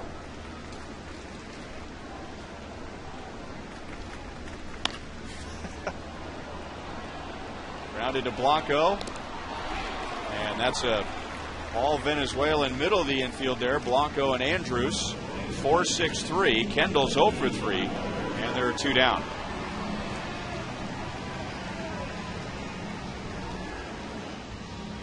Remember, when you're traveling, you can always take the Royals with you. Just subscribe to MLB.tv, and you can see every Royals game live or on demand on your computer.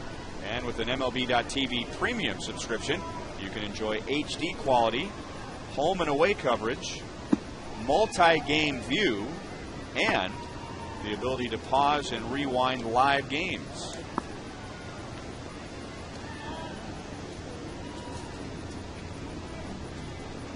So 2 down, nobody on. Billy Butler is grounded out to short and struck out.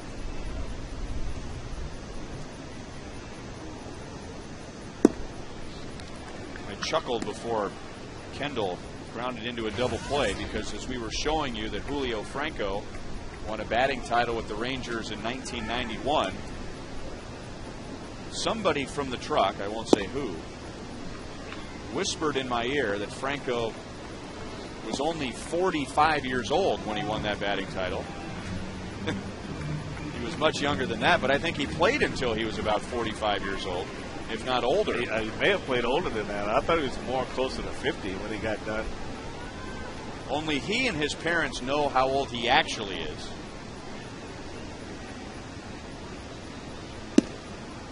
Because he got some years strictly as a utility guy. So Billy Butler walks.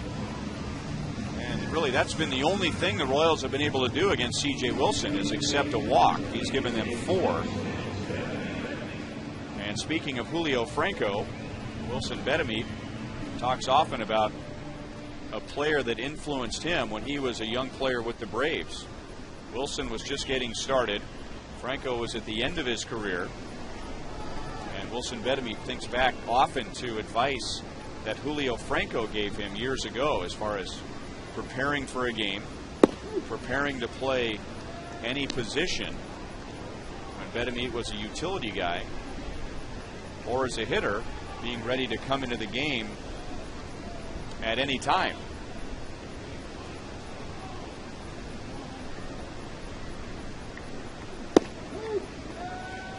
No balls, 2 strikes. Well, we talked about Franco when he retired. We did some research on that. He was 49 years old. Wow.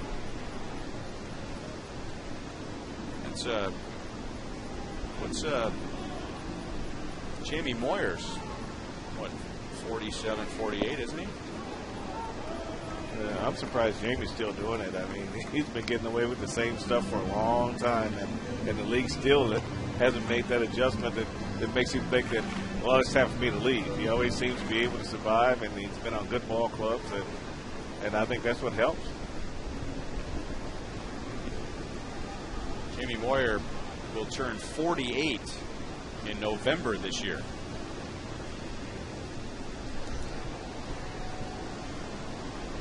Best thing about Jamie Moyer is that younger teammates can go out with him to dinner and take advantage of the senior special. Betemit is out. Royals get 2 walks but no runs in the 6th inning against Wilson.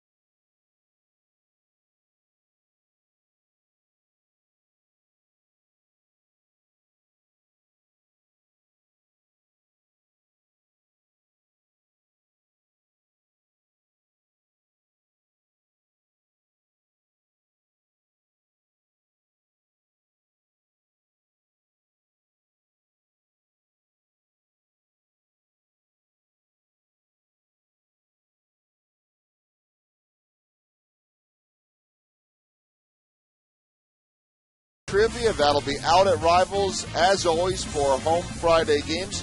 Get out there early to register. Good prizes. Questions, Kevin Shanks staring at the camera like that. We will test your Royals knowledge this Friday. That'll be during Hy-Vee Royals Live at 6:30. Questions, guys? Like this. We'll see how you do here with the Rangers in town, at least right now. Who has the most wins of all time as a Royal against the Rangers? Paul Splittorff, Al Fitzmaurice, Mark Gubicza, Dennis Leonard.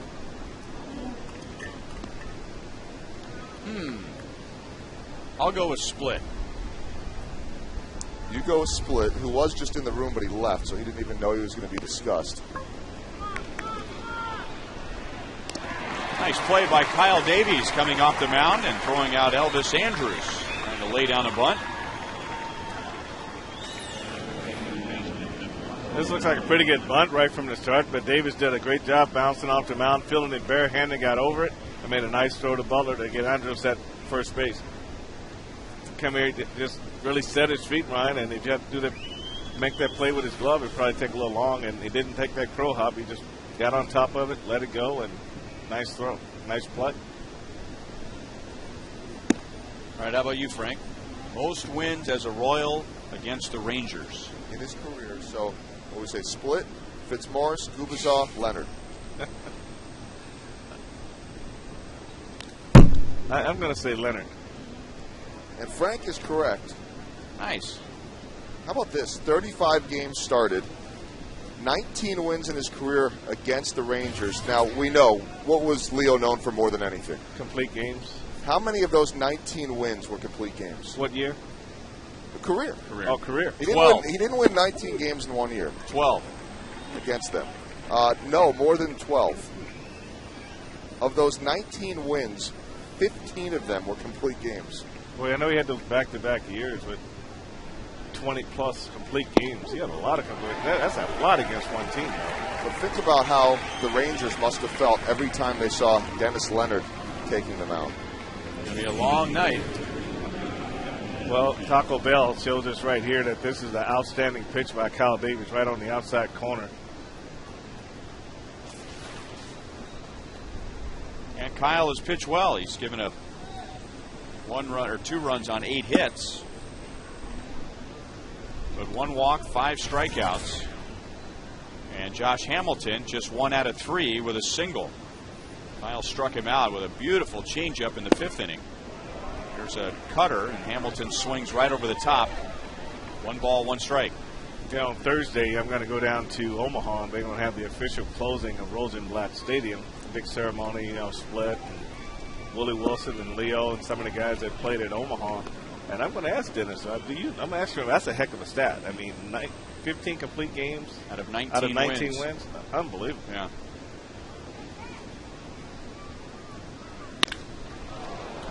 Drilled to right field, and it bounces in front of Willie Bloomquist. He's had a tough night in right field.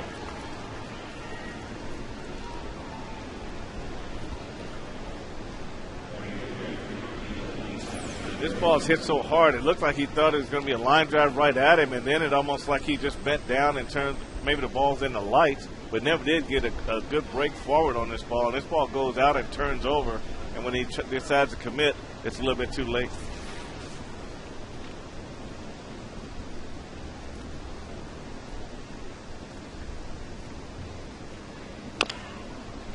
Guerrero after the first pitch, and now Davies to the back of the mound to throw him out. So Kyle Davies makes 2 nice plays, and he gets through 7 innings. Oh, wait, Kyle?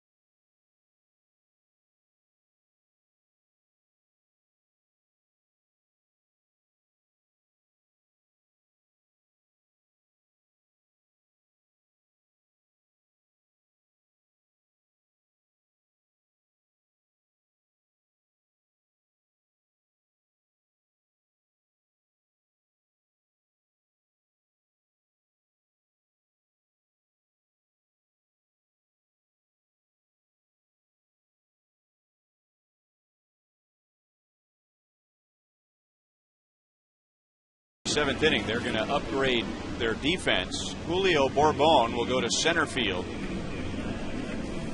David Murphy, who was in center field, goes over to left. And Nelson Cruz, who is at left, goes to right. So Vladimir Guerrero, who made the final out of the top of the 7th inning, is done. And now the Royals trying to get something going against C.J. Wilson. He has walked 4 in 6 innings, but he's only given up 1 hit. And that was an infield hit. And it wasn't a clean hit. One of those calls that could have gone either way. If Willie Bloomquist reaches on an error, I don't think anyone gets too stirred up about that. And when he reached with a hit, nobody was really too stirred up. Betancourt grounds out to third base. He is 0 for 3. And with 1 out, we go down to Joel. It was interesting before the game, and I know Frank talked to Ron Washington for a while. I was in on his media briefing before Frank was talking to him. And when you're in a race, every single move is going to be questioned or second guessed or just picked at a little bit. And now that Nelson Cruz is off the DL, he's got to balance Murphy, Cruz, Hamilton, Bourbon. And these were some of the questions he was getting from the writers who were not getting the answers they wanted. They said, why are you going with Murphy? He said, I need run producers. They said, well, when is Murphy going to be in the lineup? He plays when he's in the lineup, was the answer. Well, why is Bourbon not a run producer? Because he doesn't drive in runs. Well, was Ricky Henderson or Lou Brock a run producer? No, but if I had Henderson or Brock, they'd be in there. But I don't have those guys. This was going on and on and on. Who's your best outfield combination? Is Bourbon better in center or is Hamilton better in center? That's for you guys to decide. Well, what do you think? Well, look at my lineup today. And, of course, what ended up happening, Murphy starting in left, Hamilton in center, Vlad in right. No, wait a minute, change. Cruz in left, Murphy in center, Vlad in right. And now Murphy in left, Bourbon in center, Cruz in right. He'll have a few more questions after the game, guys. Who's on first? And what's on third? I mean, when you listen to some of those questions, they don't make any sense at all. I mean, the manager's going to put his best team on the field. And if he had Ricky Henderson, I thought Ricky Henderson was a run producer. But he was the rare leadoff fast outfielder run producer. Right. I mean, like Ron Washington said, if I had him, he'd be playing. If I had Lou Brock, he'd be playing too. So, I mean, some of the questions that these guys get asked just don't make any sense at all. Well, they're trying to make something out of this, and he wasn't going to give it to him, of course. But, I love it. Is David Murphy an everyday player? No. When is he going to play? He plays when he's in the lineup. It's one. Why not? Is he a run producer? No. Why? Because he doesn't drive in runs. Manager shouldn't have to waste his time answering questions like that. I'll tell you that, Joel. I think How many of those questions did you ask, Joel? I was just sitting in the back of the room laughing because, quite frankly, I could care less who's in the outfield for the Texas Rangers. But I did find it to be the most amusing part of my day. Driven to center, and Bourbon, who is not a run producer, but is a good defensive outfielder, makes the catch, and that's the inning.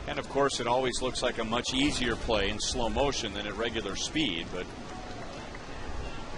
I have never been an official scorer. Don't plan on being an official scorer. It's not as easy a job as some of us make it out to be, and I'll say us because I have at times questioned calls.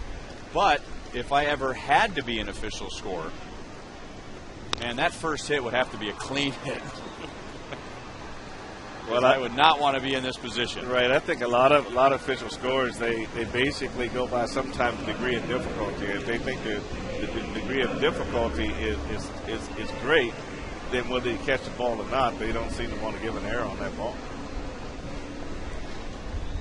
I think it's much easier if that ball had been ruled an error, and then the Royals ended up getting a few more hits after that, to go back after the fact and turn an error into a hit, than it is if at this late in the game, with what could have been a no-hitter on the line, now you change the call from a hit back to an error. That'd be interesting to see if it goes all the way like it is now, what manager Ron Washington thinks about it. He's got a good look at it from his seat in the dugout, and just basically look at the degree of difficulty and see what he thinks about it. Biggest out so far tonight for C.J. Wilson was way back in the second inning. And after a couple of walks and that hit from Willie Bloomquist, they were loaded up for Jay Miller. And Wilson struck out Jay Miller with the bases loaded. And there's a clean base hit into center field. So at least one person here tonight can breathe a little easier. And Miller is 1 for 3.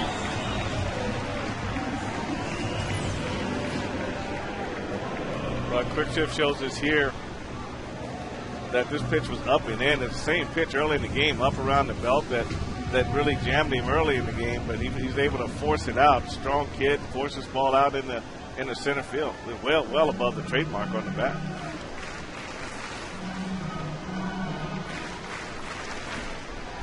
And because of the pitching of Kyle Davies, even though the Royals have just their second hit tonight, that means the tying run is at the plate.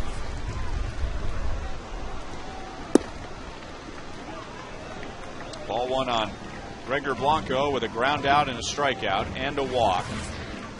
The only left-hand batter in the lineup tonight, as C.J. Wilson was holding lefties to a tiny 127 opponent's batting average. Well, in this situation here, I hope Blanco wasn't thinking about bunting. With Michael Young in at third and holding the runner in at first is Moreland. You have to make a great bunt in order to get it down. Right now, what the Royals need is an extra base hit. Try to get a double and score one and get in scoring position yourself. Blanco takes a strike, 1-1.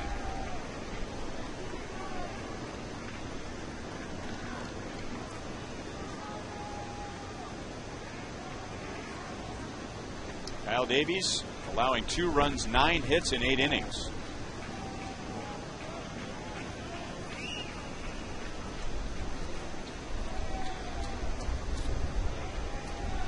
And that is a season high 8 innings for Kyle. He had gone 7 2/3 innings back on July the 2nd at the Angels. And now Molina and Wilson having a tough time getting on the same page, so they'll talk it over.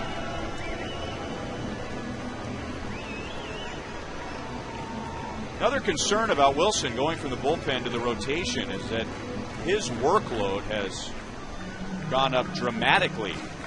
Last year he pitched 73 2/3 innings, and that was his career high.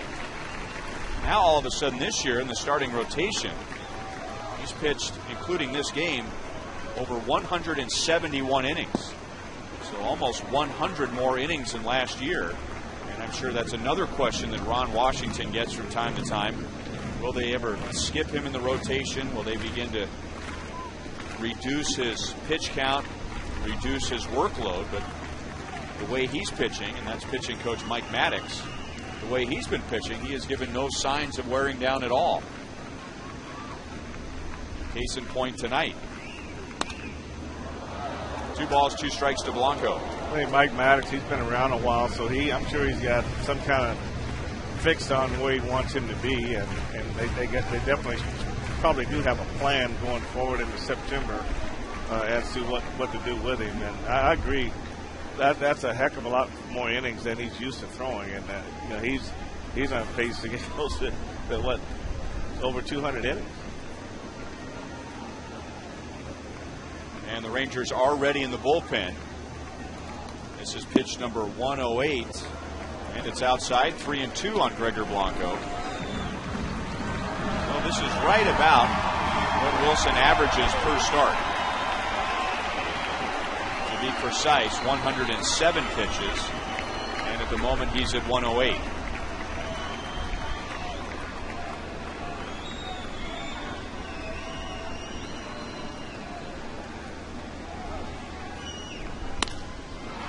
Up the left field line, slicing Murphy. Can't make the play. And a rather courageous attempt by Murphy, sliding up against that barrier wall. Here's the Panera American League scoreboard. It was the Yankees over the A's, or they are in front of the A's by 7. So that's good news for the Rangers. Cleveland in front of, or trailing Chicago. Tampa Bay has already beaten Toronto, so they're trying to remain tied with the Yankees in the East. White Sox will try and get to 4 games back of Minnesota in the Central.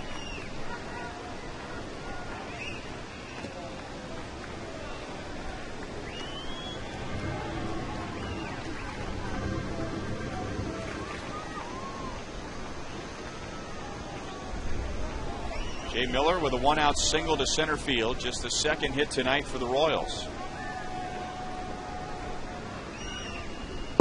And Blanco strikes out, swinging at ball 4.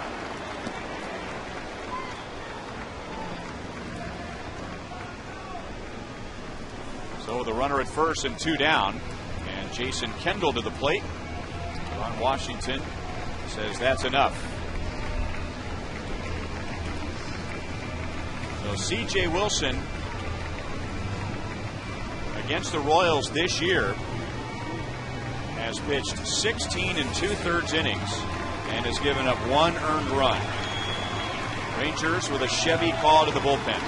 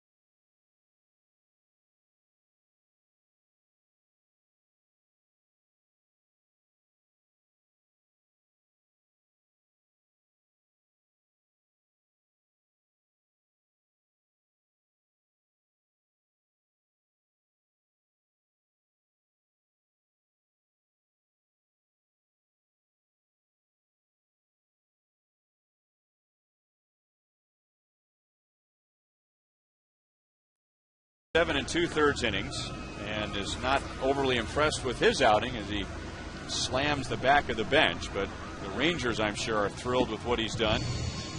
So he comes out with a runner at first, 2 down, 2-0 Rangers, and Darren O'Day comes out of the Rangers bullpen, and he will face Alex Gordon. So the Royals are going to give up the designated hitter position, which really isn't a big move this late in the game unless the Royals tie the game. Kendall was catching, but Brian Pena is the DH, so Pena will go behind the plate for the top of the 9th inning. And that then eliminates the DH. Jay Miller at first with 2 down.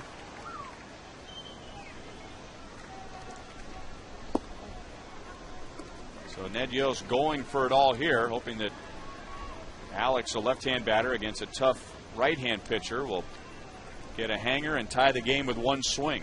Well, you know, the worst case is just a double, you know, just score 1 and get in scoring position for the next hitter. But that 1 swing is definitely the one that's on Ned Yost's mind right now. Line caught at first base. So Alex got the pitch. He hit it hard, but Moreland dives to end the inning.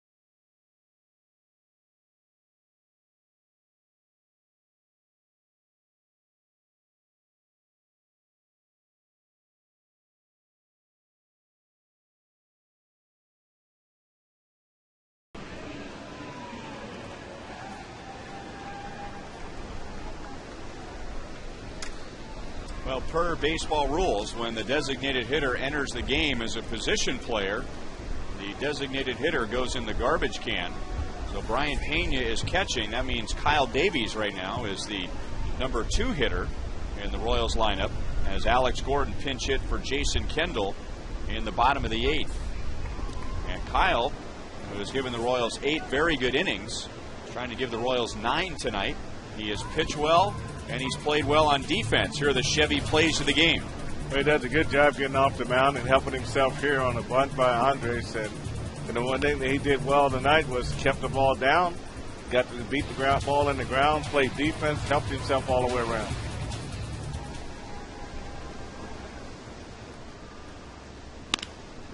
Mitch Moreland rolls it to the right side. Aviles is on it, and there's 1 out in the 9th. And let's go to Joe Goldberg. All right, thank you, Ryan. Immediately following the game on Boulevard Royals Live, Paul Splittorff and myself will break down the action. We're going to be talking about a lot of pitching, as you can imagine.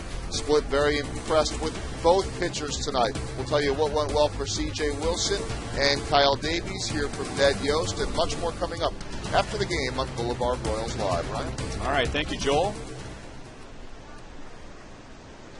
Andres Blanco comes to the plate with 2 extra base hits, an RBI double, and a triple and a run scored.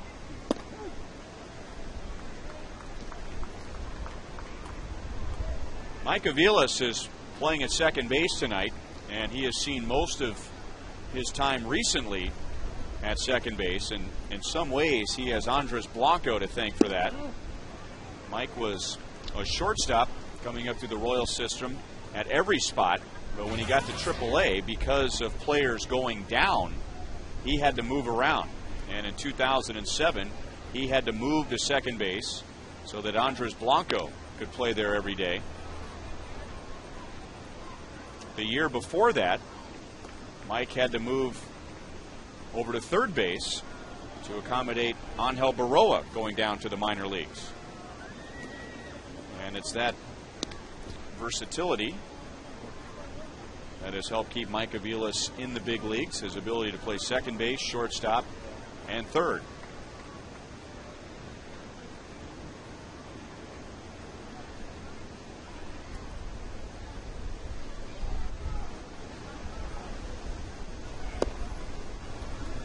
Two balls and two strikes.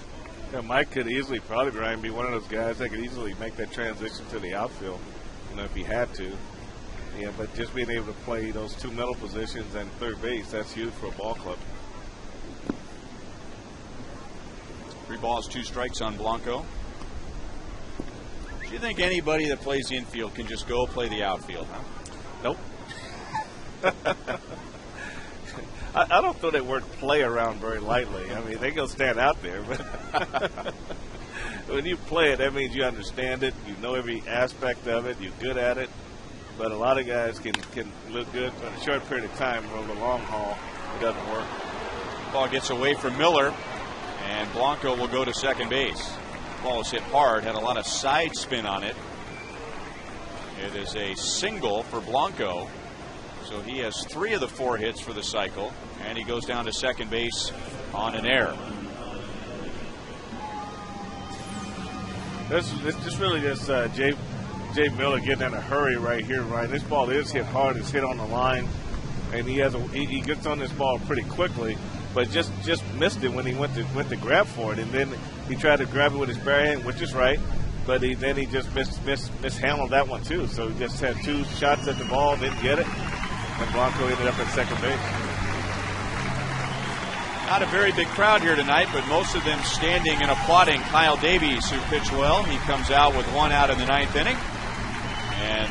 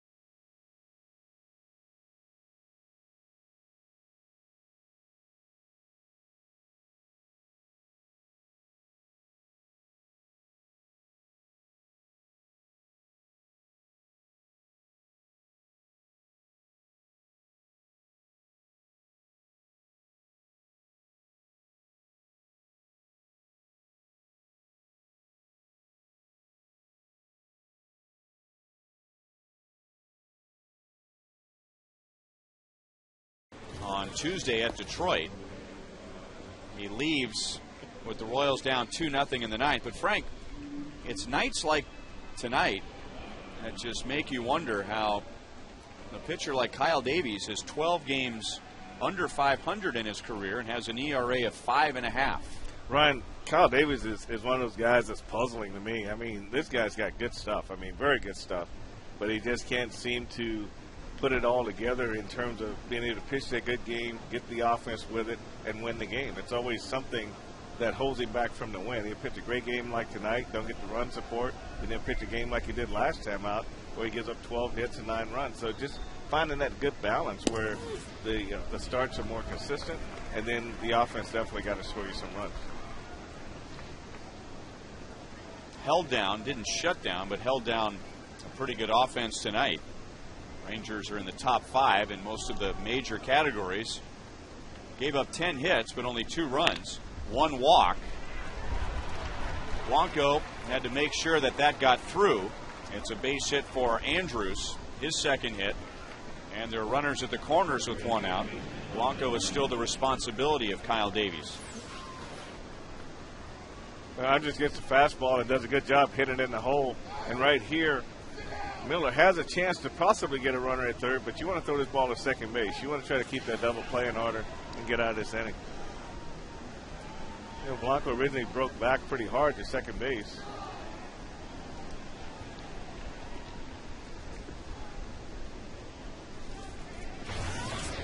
And that brings up Michael Young. 1 for 4 with a single. He has struck out twice.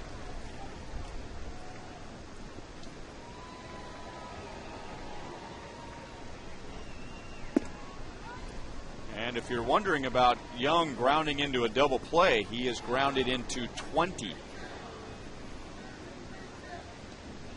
I'd really be surprised if Andres doesn't try to steal this bag at some point. 27 stolen bases this year.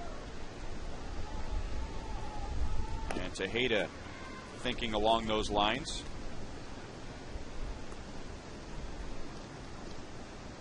So Robinson Tejeda, who went on the disabled list on August the 1st with biceps tendonitis in his right arm, ended up being out for almost a month. He was activated during the Cleveland series when Kanekoa Teixeira went down with a sore right elbow. So this is Tejeda's first appearance since coming back from the DL.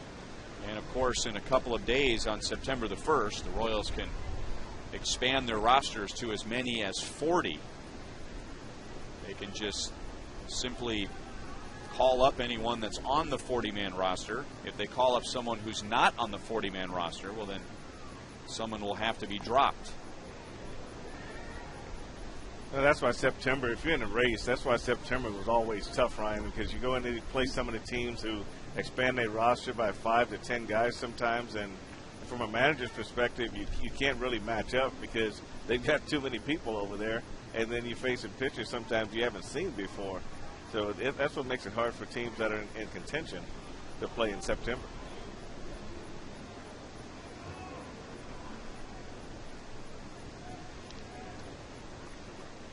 With one out, Blanco singled. He went to third on an error by Miller in left field. And then Andrews followed with a single.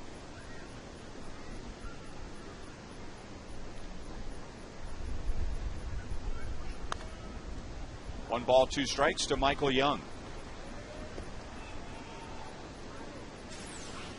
That's a real good pitch here by Tejeda. It gets Young to reach forward, and the changeup on the outer half of the plate, and that's a good pop-up pitch. Maybe a pitch you can get him roll over, get a ground ball. Just an outstanding pitch right there.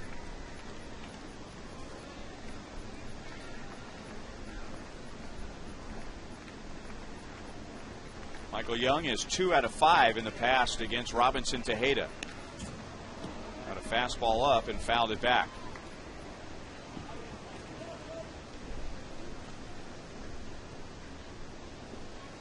Since we've last seen the Rangers, and the last time that we saw them was at the end of May. So we're talking about 3 months ago. Michael Young has become the all-time hit leader for the Rangers. Early in May, we saw him pass Rafael Palmeiro to become number 2 all-time, and since then he has passed Ivan Rodriguez.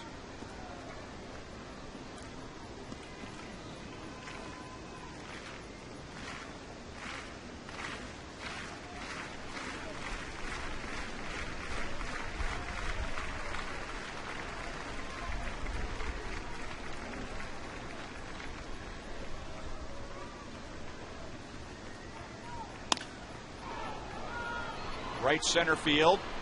Blanco is there. And here comes the other Blanco. And it's 3-0. Brian Pena wanted that fastball down and away, and Tejeda caught the middle of the plate.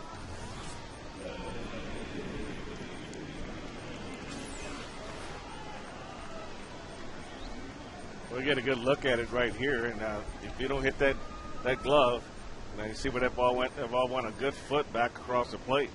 and Michael Young was able to take advantage of it. I think that changeup on the outer half really showed them what they could get away with in an outer half, because he's probably looking for something middle in where he had to reach for that changeup, but he just couldn't get it back to the outside corner.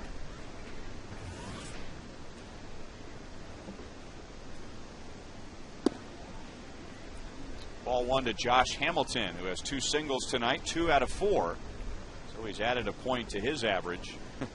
That's how good he's playing. He goes 2 for 4, and it only adds 1 point. Goes from 359 to 360.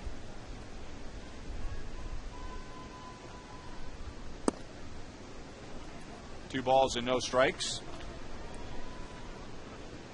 And our fans tonight voted him as most important to the Rangers' success this year in the sprint, you call it, 56%, so it wasn't even close. Vladimir Guerrero had 24%.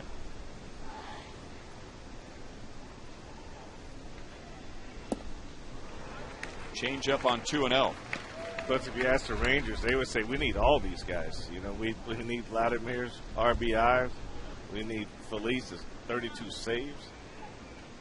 They need everything to win.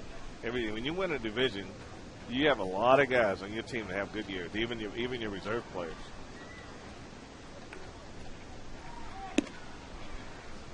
Three and one. The sacrifice fly from Young closes the book on Kyle Davies.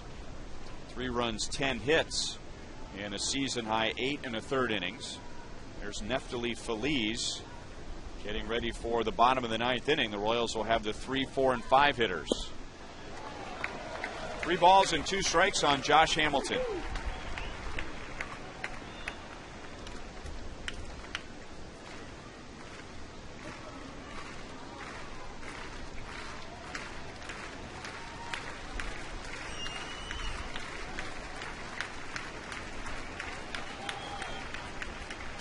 So Andrews will be running on the pitch.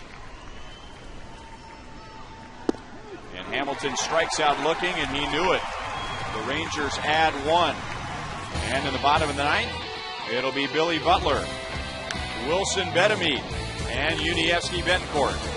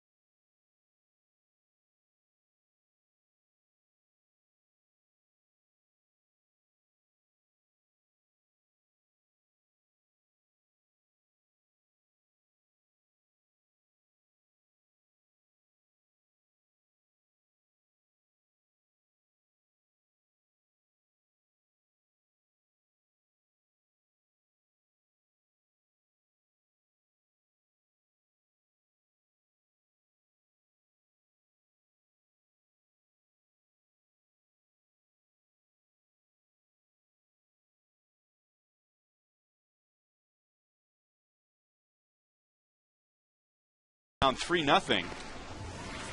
C.J. Wilson, 7 2/3 scoreless inning. Darren O'Day got the last out of the 8th. And it's Neftali Feliz going for his 33rd save. He'll get Billy Butler, Wilson Betemit, and Yuniesky Betancourt.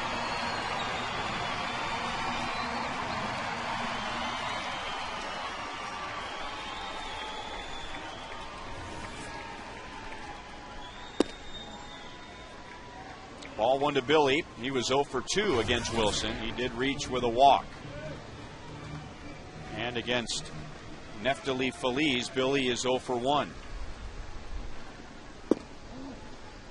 2 balls, no strikes. A couple of fastballs coming in at 98 miles an hour. Now, the Rangers are a surprise this year, maybe not to the Rangers and their front office, but to the rest of the league. A surprise that they have this big of a lead this late in the season. 2-1 to Billy. And you think when a team has a surprising year like this that everything just comes together nicely, but that's not necessarily the case for the Rangers. Their top 2 starters that they were counting on this year have been very inconsistent or a big disappointment, as Billy hits one out into right field for a leadoff single. Scott Feldman, you talked about him, Frank. Rich Harden. They have not given the Rangers what they were hoping for. And Frank Francisco was supposed to be the Rangers' closer this year, but he's been on the disabled list more than once. He's on the DL right now, and he lost that job early in the season. And Feliz picks him up, and he's 32 out of 35 in save opportunities. That's all about an opportunity for some guys. Some guys take it and run with it, and you get the guys that you think are going to get it done for you, but guys that are perennially hurt every year seem like they're going to get hurt again. So the healthier team, obviously, that's your best weapon over the long season. It's a healthier ball club, and you see what it's done to the Raw starting rotation. Wilson Betemit 0 for 2 with a walk. This is his first at bat against Feliz. And he hits it high in the air and foul off to the left field side. So Billy extends his streak to 94 consecutive series with at least 1 hit. So 2 series away from tying Willie Wilson. The Royals' next series will be against the Tigers over the weekend. So that could be number 95. If he gets a hit in that series, he'll try and tie it at Minnesota on the next road trip. And if he does it there, he'll try and establish a new record at Chicago. 1-2 on Betemit.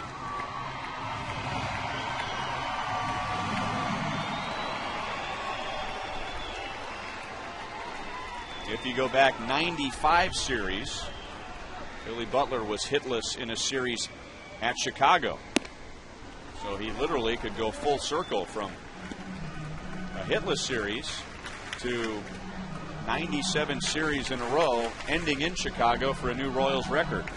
I agree. I think in Billy's case, Billy gets a lot of base hits to right field, but I think in terms of driving in runs and batting in that 3rd and 4th position, I think that he might be one of those guys that may have to make some adjustments next year in his swing to try to drive in more runs. There are times when you can look to turn on the ball and drive it, and there are times where you can go for the base hit. But if you're going to hit the middle of the order and drive in runs, you're going to have to do a better job of driving the ball to the alleys. So Betemit strikes out, and now Betancourt 0 for 3 tonight, and 0 for 1 against Feliz. Grounded to Blanco. They get the out at second base. They get the double play, and the Rangers get game 1. So a combined shutout. C.J. Wilson, who wins his 14th, Darren O'Day, and Neftali Feliz, who saves his 33rd, and it's a hard luck loss for Kyle Davis.